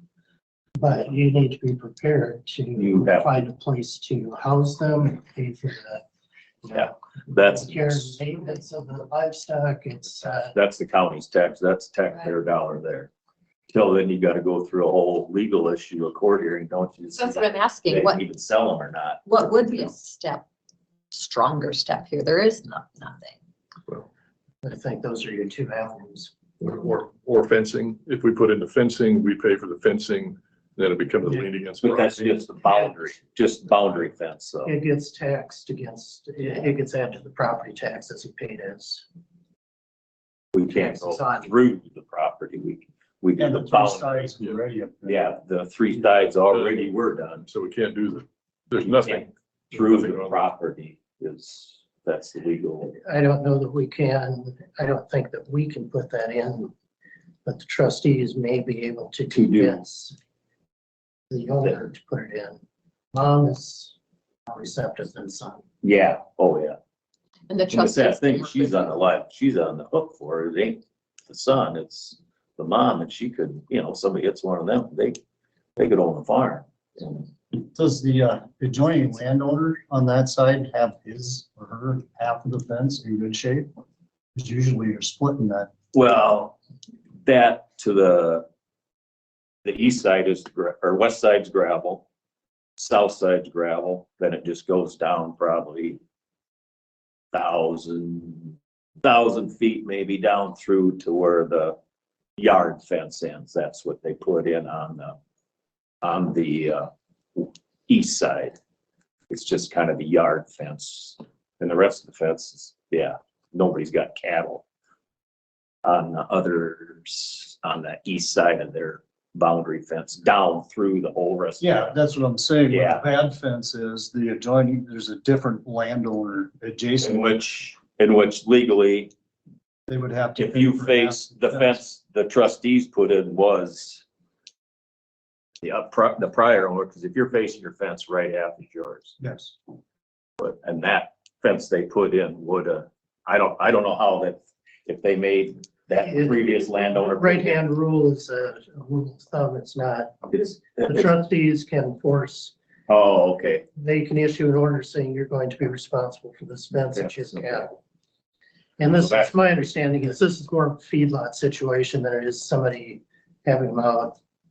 Yeah. In the corn stalks at the end of the year. Trustees will be happy to hear from you. One other thing before you go. You want to have Andy in on the discussion of what to do with the CTI, the audio visual stuff. It's not on the agenda, can we? talk about it? It's not, but we have a report from our IT that it didn't work. They tried. I think we need to discuss it Monday. Legal questions regarding agenda and other issues. What's other issues? I was here when they, The trouble is that they have a change order proposed for the hearing devices that would meet our ADA requirement. And so that we have to decide on. And then the other thing is, do you even want to do that with them, or do you want to cut ties with them, or what do you want to do, and what recourse do we have? I looked at the assist devices and compare that with the quote that they gave us for those assist devices, and that seems pretty steep.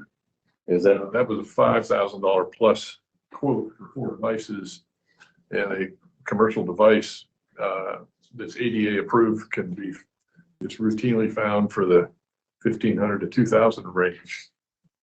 for 4? Yeah. So they, basically their thing here is that I think, the like base unit is the big chunk of that, like 3,500. Then you can add as many of those things as you want. If you just go look Yeah. at assisted hearing devices, And commercial, that's what I said, is it seemed and kind of, it seems very high. I didn't see any, as I did a little bit of brief It also doesn't, looks. I get it that doesn't part. even address the real issue. The real issue is that people who are not hard of hearing can't hear us in the audience. That's the issue. The problem is we've got too small a room to have a microphone. It's just like the radio station calling you. If you've got your radio on in that room, they tell you, "Oh, turn your radio off because it's feeding back." Well, I mean, this room ain't much bigger. So they You get a tried living room, mounting something, the- if you're into the radio, it's the same aspect. So they tried coming with directional speakers and mounting them on the sides and playing them just to the back.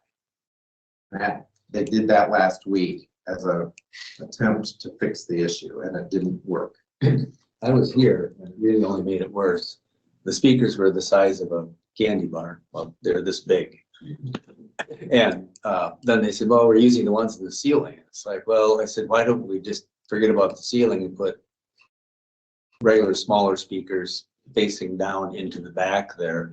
I thought that's what the engineer said. Yeah, well, they were this big and you just use those, it was just like, There's But feedback. I heard and it was feedback. And so my understanding of his discussion with us online was to put 2 speakers on the side that would broadcast onto the people, and that was all that he would think. Not using this. yeah, but they were using using those, and I said, well, that's the problem. And this is the problem, and but he can control what part of that thing is picking up and what direction. I said, it'd probably be better if it was over here, whatever, but I said, we in good faith accepted your bid because you were gonna remedy our situation of people can't hear.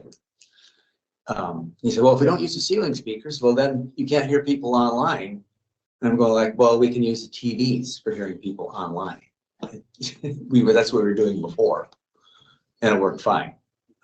So I don't know that they grasp. It's like, and I don't blame the technician who was here, he was on his computer and zoning and whatever, but he can only work with what they've given him. There's a massive amount of, I think, electronics in there that are supposed to sync everything together, which I don't think there's a need for if we just would go back to using the TVs for the online sound. And So I said, how I about think the real question is, do you want to, get our money is back? there a way to get our money back? Can you have Andy work? I mean, if they need to take these cameras and that microphone and anything in the cupboard that they put in there, can we get our money back? Because we've only paid them for half of the original project because we've been holding the other payment. And which they've been, their collections department has been after us to make the other half the payment, but we haven't done it because we don't. But we have paid $9,500 or something and haven't really, yeah. And haven't really gotten anything done. I would be in favor of having him take everything out and say you did not fulfill our obligation, your obligation, what you proposed you were gonna do. We might be better off, we might be well off no matter what we do with them or in the future of putting some sound absorption panels on, in The walls. on the walls and a couple on the ceiling. And those, the panels, you know, $2,000 or $3,000 worth of those sound soak panels would be probably money well spent in general to stop the reflectivity issue that we're dealing with. And I told him, I said, well, you know, you've got 3 screens and a whiteboard and then glass doors that are reflecting. You know, we haven't tried microphones like the city council uses around the table. That their proposal is that we each have a microphone. Yeah. The 7 of them are on the table here. And you push it to talk. And, The issue we haven't tried have with that is, well, one is that was the proposal that a different company gave you and it was cheaper and you didn't want, you wanted to try this. And so why did you, if you, that was what you could end up with, you might have gone with the other company. You know? The second issue is that sometimes you add other meetings, there's other tables that get added. You might have 11 people when it's the planning and zoning, because you have 9 members and you've got the representative from the attorney's office and Tony Phillips. So you have 11 members here at those meetings. So do we need 11 microphones or how many do we have and how do we set it up to be able to move it depending on who's here? Is there any way we could look at an agreement with the city hall and use the city council chambers? Because that's set up for this purpose. It's mic'd. People in the audience can hear when there are meetings there.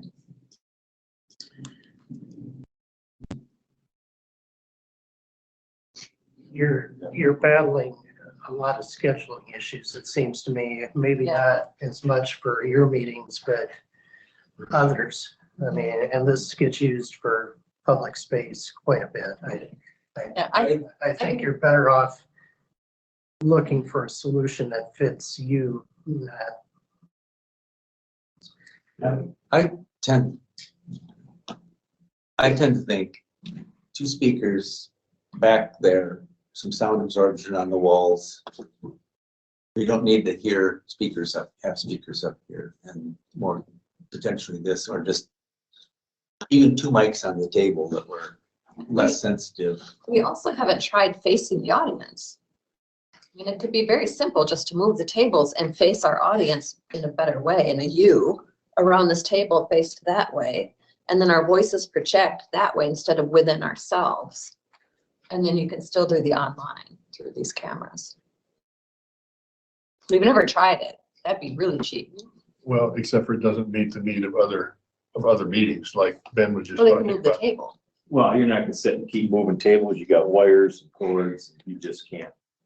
There's too much electronics here to keep moving But tables they every are. time somebody wants a meeting. That table's always moved by Yeah. people. But this one here, you ain't gonna It's move just this. 4 feet. If this table stayed, but that one went here and this one went here, then all of a sudden. Then you're gonna start blocking that area there, then you're not gonna be legally fire hazard, because you're blocking that out. Wait a Get minute. out. This can go that way just a little bit and that table will fit here and it's all That's when we fine. Get there, when we leave it permanently, that's the big table. I don't know why we wouldn't want to try and just see if it helps. So I think the first question why I asked Andy is, what do we want to tell CTI? We want to make them take all of their equipment back and see how much money do we have to negotiate with them to get all of our money back or some of our money back, or what do we want to do with that?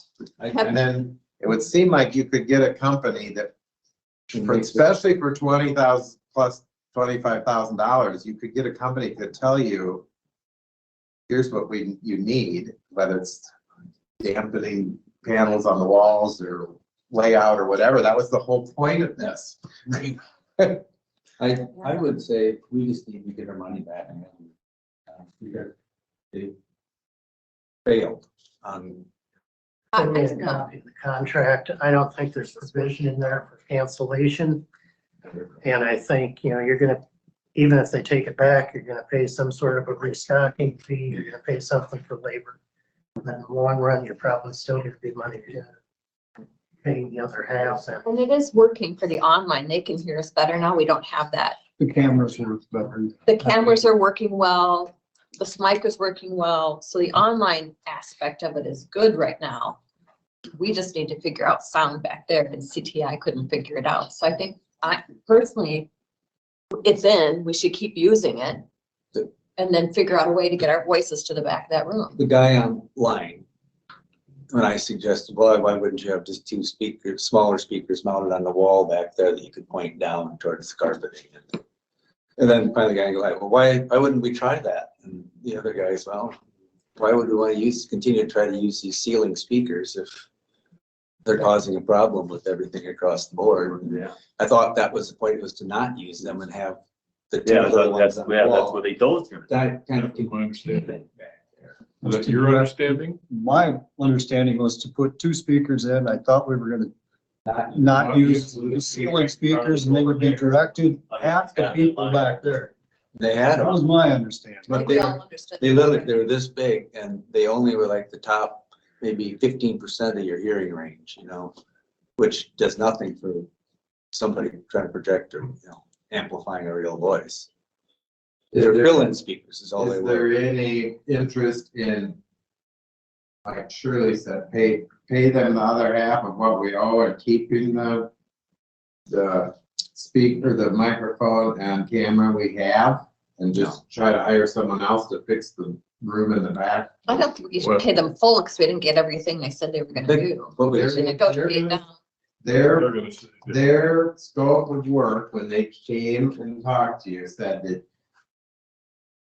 their legal scope of work did not include that, and so they're expecting that full payment for what we have. That was what he said. Let me ask this question. Does anyone in this room have confidence that they can solve the issue for us? I do not. Really? No, I just want to find somebody who can. Mark, do you have any confidence in them? No, and I think that Do you have any confidence in them? No. I have no confidence in them. So let's get all of their stuff out, see how much money we can get back, and I'll send Andy a contract. If he can maybe address to them a letter from the county attorney that says, we are not satisfied with what we got, we would like you to remove your equipment and. I'm curious where Steve was going with the no confidence I'm not, in I would, fixing the rest of the problem or what Right. we have in place. Unless they're willing to leave what they have in here for what we've already paid them I have, and If- walk away from it because if we we have have- yeah, but Mike, not told. I would say if we are getting some benefit from what we have for our online audience, that is still a plus. I personally have no confidence in them being able to solve the issue for us because they have not been able to do so, and I have no confidence in what they say versus what they do. The initial salesman told us one thing, that engineer online told us one thing, and it doesn't appear to me that either one of them did what they said they were going to do. So I would say leave it there, shut it off with them. We might have to pay the bill, bite the bullet. I think we have to address the issue of dealing with the reflectivity by getting some panels on there, even if we do it on our own, buy the panels, have John Halverson mount them to the wall. I mean, all we can do is deal with some of the blank space and see if it will make a difference. So we don't want to sign this purchase agreement. We want to notify them that we are not satisfied with their equipment and either remove it all or come to some accommodation that they would leave it for what we've already paid. Half we paid. At best. Is that, I'm just okay. so Andy needs some direction on how to. What's here is working well for online. But we've already paid, I mean, that's the majority of the equipment. Yeah, they're gonna. I mean, we're only out a couple, we're only out 2 speakers, so they ain't gonna go for half. There's no way. I don't know. I don't know. No, I'd say we pay the bill and just walk away from them. My concern was there was some ongoing, Them the other. I'd pay the other. bill. I'd say 75% of the bill and keep something for C, because I think the good faith effort we asked them to do, and they sat here and listened, have complaints filed, the audience can't hear, whatever terminology they wanted to use when they presented us the proposal, we accepted it, thinking they would remedy our initial ask. So So maybe we ask, they can use legally, oh, that's the terminology the industry doesn't, it's like, no, that's not. so maybe Andy's initial request is to remove their equipment and refund our money. And then when they come back as part of the negotiation, then you can see if we can. That's not what I'm hearing now. I mean, this is working. Do you want to start from scratch?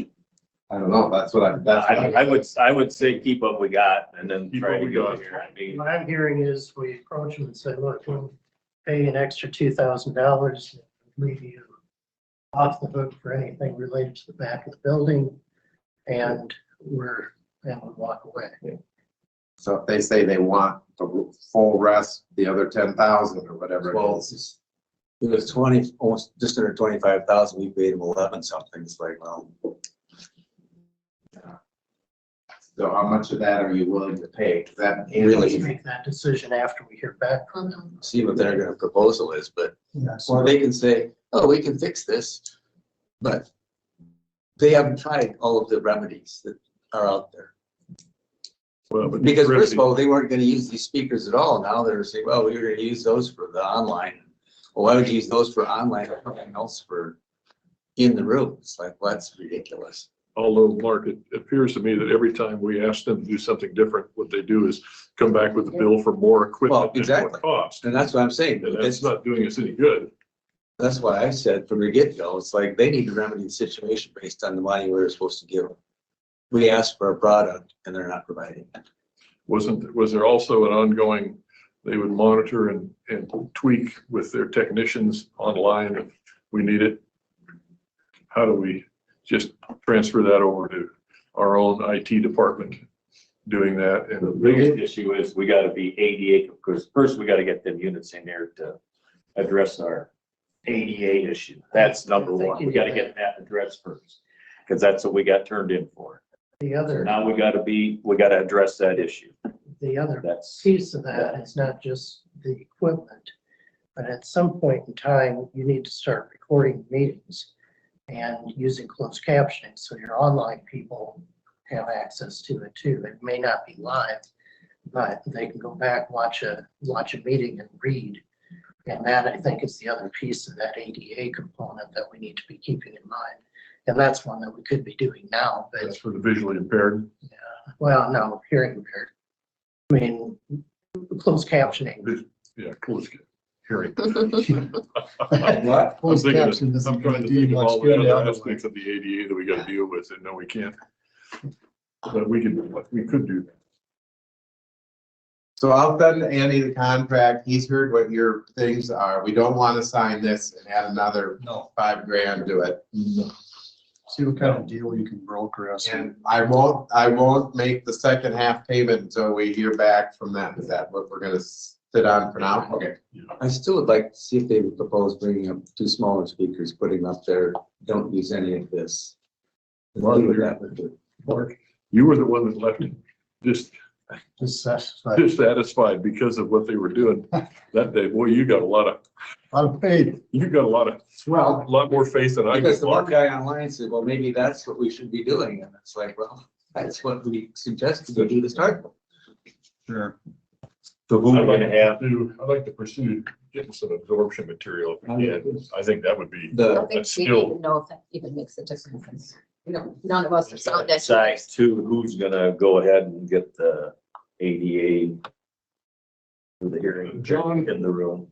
John's looked into that a little bit. He could also do the same. That's pretty much that's a fairly simple. That's one thing we gotta get It's in. gonna come off the feed of I'm pretty sure it'll just come off the feed of our online.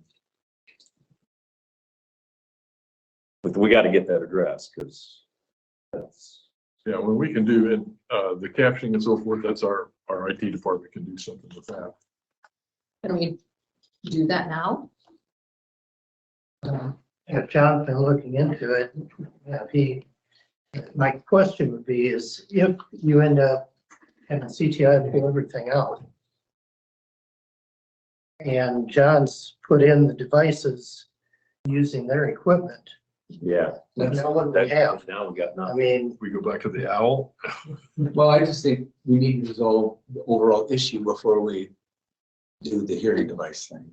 Because if they're pulling out everything, we shouldn't be buying the equipment from them. that's, and I don't think we would anyway, but even if it's compatible with their stuff and their stuff goes away, is it gonna be compatible with the next? I wouldn't get rid of, I'd leave their equipment, and just get rid of them. In that case, why not have John, he can purchase 2 or 3, Yeah. try them, see how they work, if they're in it as inexpensive as what you found. Yeah, the commercial units usually just automatically come with 4 devices. You know what I mean? I agree with Mark that we have to address the But we gotta ADA. address that issue. What, on the other side of the coin, you have to look at, we've been trying to fix this. I mean, we're making every effort we can to adjust the They just keep situation. slapping us in the face. But to no avail, we haven't had any luck. So, Like you said, your online presence is better than it had been. And that was where some of the complaints stemmed originally. see what you can do. All right, thank you. All right. You want, everybody on the board here just agree, we'll ask John to look into some sound material. Done. John Lukey. Wait, you mean for the walls? Yep. Well, now I thought he meant the, No, I'm just talking about the wall. 'Cause all the reflectivity. I'll tell you what, the whatever visitors chamber building, their conference room, they ordered, it's really nice looking sound absorber. Yeah, they make And it wasn't that expensive. You're talking. So you might check with them and see where they got their Who product. did it? The Visitor center, Visitor chambers, center. commerce? That material type stuff is very effective and it will significantly eliminate. they got a great big room with, Yeah. Feeling. Terrible. yeah. So oh they yeah, put, they got such a tall ceiling. so they put That's the board on there. It looks really nice. It's It wasn't that You take a expensive. gray panel, the gray panels they make, or you got black panels, but they make gray panels that would go on this and it's just, you put them up there. Didn't do that. Treasurer's office, maybe? The treasurer's office added sound absorption material. They had issues with John Halverson getting it organized, so she just went through Fashion Floor Center, I think, or one of the carpeting places, and they used carpeting basically on the walls and then above the windows and those panel areas above the windows and so on. Yeah, the carpeting won't do as much as the engineered panels, but carpeting is cheaper. You can make this into a padded room, yes. We need it. Some days it's busy.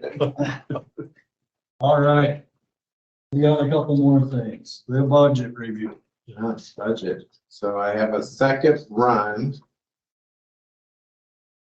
What's that?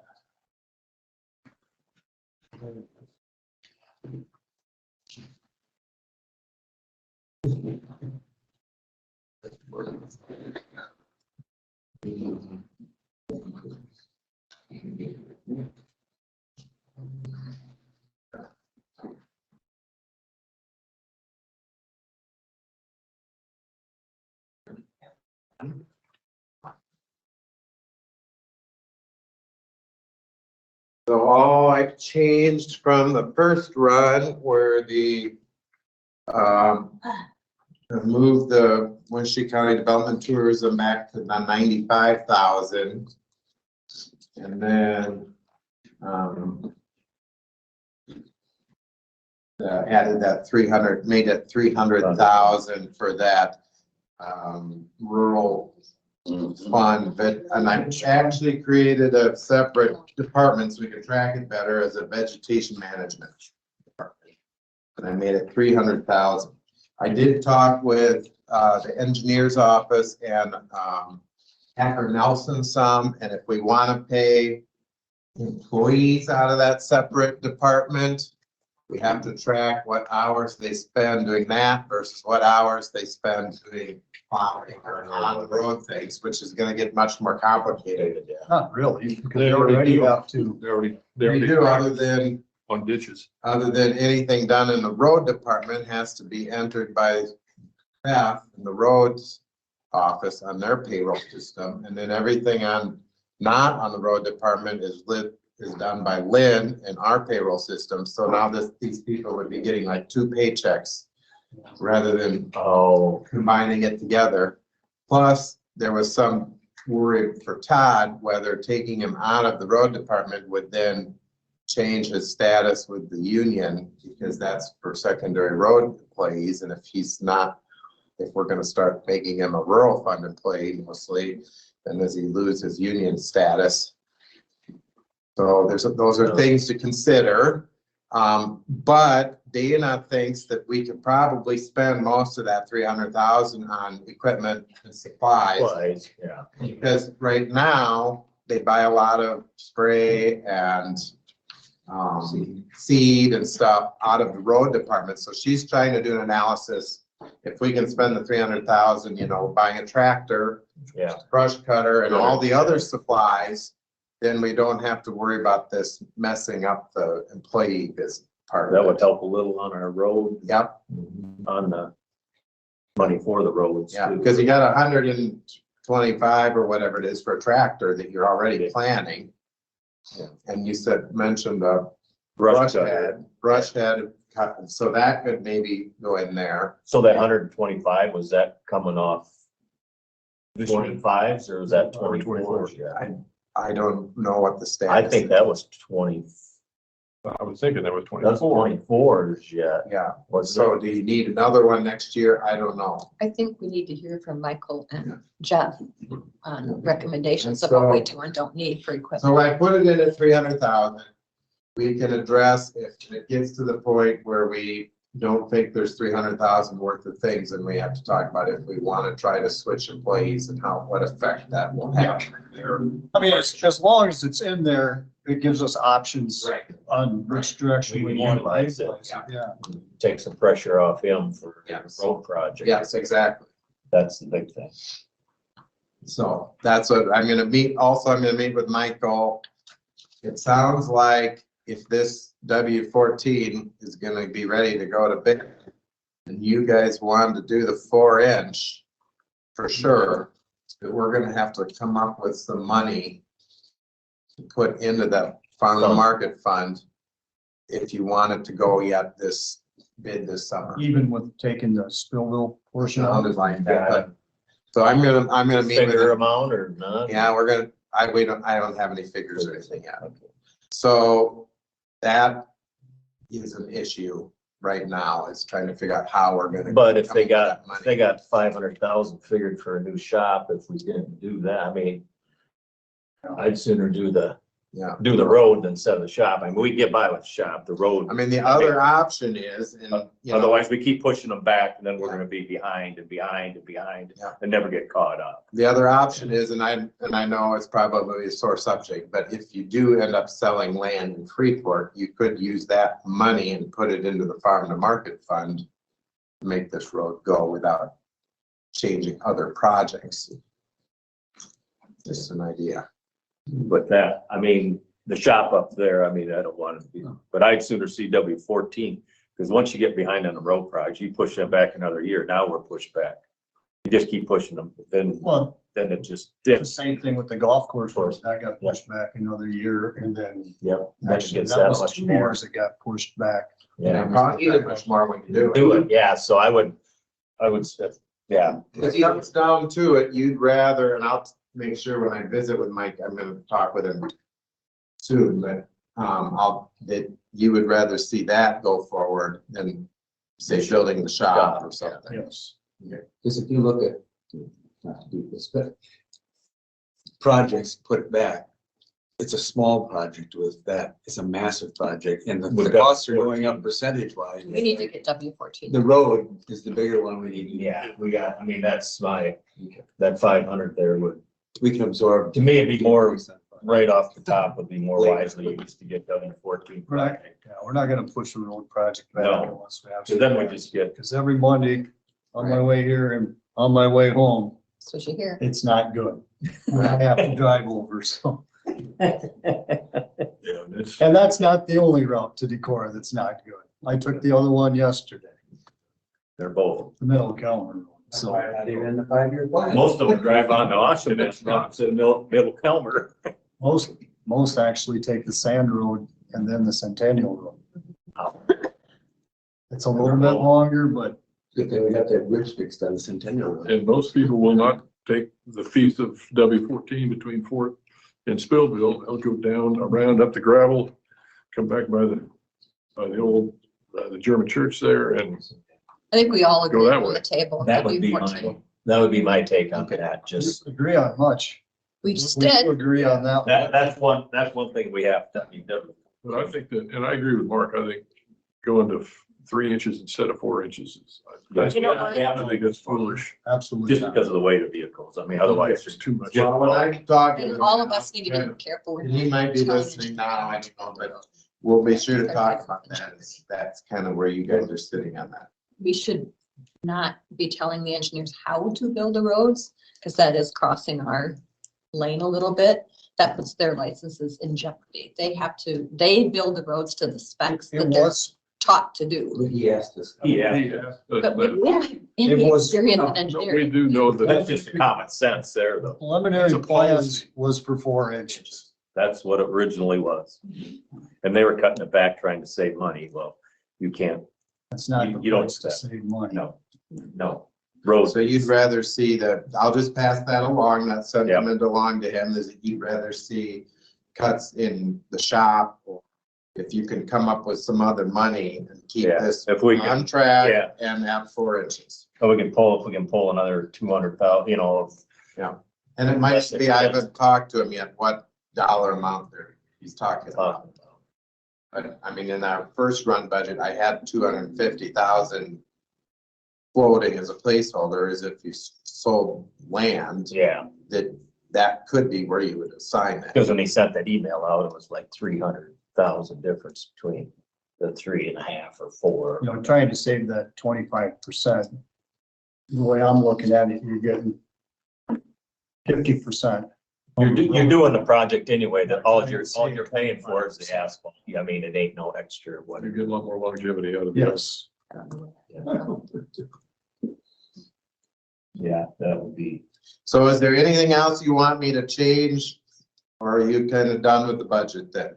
We can take 175,000, put it elsewhere if we cut out our rural waste. We can't, though, because it's in the rural fund, and we've already got it. I Nothing know. we can do, yeah.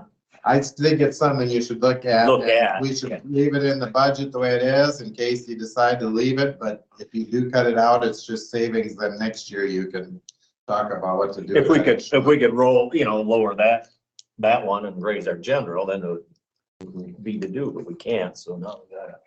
We could, Well, we got some, so we could up that 300 to 500 and see if we can pull as absolute much out of the secondary road fund as we can into that. Then it made That deal would ease up.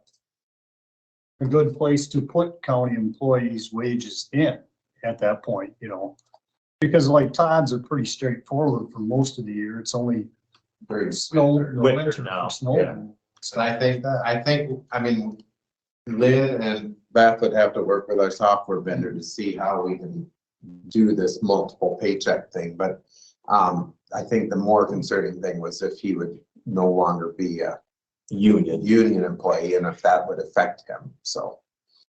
Because if he's no longer an employee of the road department. Because he's now gonna be a rural fund employee rather than road department. That would see, can't we, they're all secondary road employees, but we will charge off a portion of the work product into this other fund because of the type of work they're doing. We don't have. Well, I think you could do that with the other road department's employees that occasionally work on the ditches. But if you have someone who's almost primarily not a road employee, because you're moving them out of that duty to pay him this other way, then I don't know how you can still say he's part of the, unless we need to amend the union agreement to include non-road employees. Because he wouldn't really be a road employee anymore then at that point. And next year comes up the agreements with the unions. Yeah. Can we take like diesel fuel and stuff that if we utilize some of that for? I mean, Probably could, you could. I mean, we can pull enough, I think you can pull enough funds out of there that we're spending on road stuff to offset rather than have to monkey around with the wage deal. That's right true. Now, if we can take fuel and you got your spray, your seed and the tractor, mower, even the U-loader, if we need to grade one of them, 75% of that's gonna be for road, especially we got the one with the brush cutter on, 100% of that's road. Well, and if you're looking back when that spray rig was bought, something like that, you're using that spray rig for the ditches. Yeah. You're not using the secondary road fund, No. and that's what it was paid on. Yeah, I mean, we could come up with enough, we can curtail enough money out of there, I think, Yeah. It's For the three. pretty mind boggling by the time you got done that. I think is what we could take out. I think that's what Dana. It would be a lot easier. First is that she was gonna try to do some adding up some of that. Yeah, just see what. And then next year, if you get rid of rural waste, you got another 175, maybe then you talk about moving an employee and. Because you got not just salary, you'd have FICA, IFRS, health insurance that you could cover, so that's Then you're talking easily $90,000, $100,000. Yeah. Or we may we could go to contract on some things to get. Yeah, contract someone Just like to work we- out. Just like we Right out of there, talked too. about some of Then it's identified as road. one thing that Yeah. we brought up were the summer, I mean, the seasonal help we have in the summer that mows. But Michael didn't want to make any comment about that yet because he wants to make sure we aren't hiring people if we don't have- need. We've got road department people that could be doing it rather than hiring somebody else. Yeah. Right. So, but if you do end up hiring a summer mower, that could come out of there. Yeah. Because they wouldn't ever be doing any plowing or grading. Or even, or go to contract on some of that on the mowing instead. I mean, we do, if you look at It comes conservation. right out of there. It just comes right out of there. We see all kinds of park mowing and everything else. Then you pay you on equipment too. Equipment, labor, I mean, insurance, the whole thing. Yeah. Actually, contracting in the research we did before is more expensive. I can show you an example that That's what the janitorial county is significantly showed down. us. Uh, I'd wanna- It would be something you Probably have to on look into, although if you have employees that have time, Right. Yeah, it might be better just to have them do it. Do it, than yeah. Oh, yeah. finding make work for them to do and then Right. contracting someone else to do it. There's certain positions that, I mean, Nancy will be retiring and we may not have need to Oh, yeah. replace, her as a full-time employee when we could consider that as a definable contract. Talk about that. Mhm. And there was a time for This is a a while, budget that's issue. been 20+ years ago, where we had between custodians, where we had service master on contract to do cleaning in the courthouse for a year or two. I don't remember how long it was. Yeah, but I'd say, yeah, that, do the. I think We'll put the 300,000 in there. We'll find out what that, What We'll that get dollar your- amount is. yeah, that'll get your budget portion done. And we can work then between now and June 30th, how we want to do that. If it's all gonna be equipment and supplies, or if we don't have enough, or what we need, if you need another tractor or not, you can decide that later, but that at least gets us done with the budget portion. That's all. When you gotta know on the elected officials what we on that raise. You won't do that till after the budget hearing. Okay. All right, do we have any committee reports? Anybody else going down to Des Moines this week? For the ISAC Supervisors I'm annual going down meeting. back on Thursday. Are you going to? I haven't decided yet, I'm registered for it. I have every intention to go. Might be down there, I'll see. I'll be down. I'm planning on going to it. Yeah. I might drive down Wednesday and spend the night with my brother. Oh, Be real early. I got too many things, there's too many conflicts to not stay over. Just, This is 8 till noon. no, actually, I Isn't think it? it's, no, I think it's a little later. Oh, I think it goes till 3. huh. It looked like the I don't know why I afternoon, have that in Yeah, my 9 to book. 3. It it is, looked like the afternoon was more of the general discussions, yeah. which would probably be the more interesting part of the day. I can just pay it and you go over it. Yeah, the online closed, pay the door. You don't know what needs to go. Yeah, but I won't. I know, me too. Yes, but no.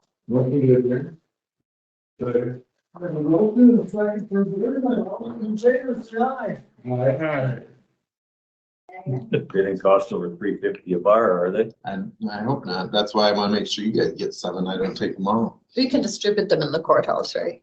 Yep. Well, then, don't put them in your bin, your little Candy jar. candy jar up there, will be gone in a heartbeat. I'm gonna have to raise the prices at the shop here pretty soon. How much is it? How much is one? We charge $1. I was buying them at Sam's the other day. I'm like, No, you're losing money on that deal. How much is a candy bar now? what's right at about $1 a candy bar. We can buy a big. And we don't have them to make money off them out. It's free, but- Convenience. But if I were to buy one candy bar at the store like that, what are they up to? Bucks. Yeah. Yeah. If you buy one at the convenience store, it's probably more like $2.50 or $3. But I don't know if you can even buy this size, they sell you the big one, but it would be $2.50 or $3. See you all. Although I just spent 6 on a cup of coffee, so there's. Great. I quit doing that because I bought myself an espresso machine and a burr grinder, not a blade grinder, a burr grinder. We have a burr grinder. And now Espresso no or need. Nespresso? espresso. The B? No, It's real strong little shots. Yeah, pack it, make it. We used to have one. I think it was like Mr. Coffee though. It's worn out. I want to get It's specifically. What brand? Wait, that's But it's not that expensive. Do you have to use water from the store in it? Oh, no. Did I you use, get well, one done? I use filtered water at home anyway, but it's, and it makes a very good latte or a good, very good chai latte. Oh, yeah, steam. That's that in March. We used to have one. And it's, but the burr grinder is all it is in the world, because you can grind your espresso Yeah. just the way you want it, Have or one. the regular coffee. I go through a lot of coffee beans, so, I went back and forth on whether or not to buy a new espresso maker. but I mean, it was only. But if I think maybe do, I'm gonna 100 get a good one. It might have been $170 or something like that. You have espresso. Those are nice too, but I went. No, they make the ones that are 700 and 800, and if you got a burr grinder, you don't need all that, because it's simple to. It's, We have a separate little grinder. We can choose the grinder. Oh, yeah. We love it. The only thing bad about it is it builds up static electricity. So when you pull the little cup out, it gives you a little puff of grinder. Oh, And yeah. grinds coffee, so it's a lot of mess to clean up. it's, but it's like when I get home this afternoon, I will make myself a nice latte. Full calf or half calf or no calf? Just calf. You do, Oh, yeah. in the afternoon, you do caffeine? Didn't bother me at Oh, least. God, I couldn't. No, but it's really good. If you buy at Trader Joe's, if you buy their chai concentrate and then make your chai latte with a steamer on the side of that, ooh, that's, we used to stop at the Mill Street. But the trouble, they never made them hot enough. Yeah, there is a little cold. And so you take that, Trader Joe's concentrate. I've never seen, you mean the liquid concentrate? Okay, yeah. Like it's called Tazo, Tazo? No, well, this is Is it Trader Joe brand? it's Trader Joe, and you gotta go to Rochester Yeah. to Trader Joe. I know. But yeah, no, it's where the teas and coffees are over there. It's kind of a little bottle about like so. Have you never noticed that? And it is, oh yeah, because even the cold chai lattes are marvelous in summertime. Mm. You know, if you make them with I've half never and half. seen They're really that. decadent if you make it with half and half. Because we get all our coffee at Trader Joe's too, the big can of the night, whatever. But I like, Do we know how to end that? I'm just Yeah. gonna leave it.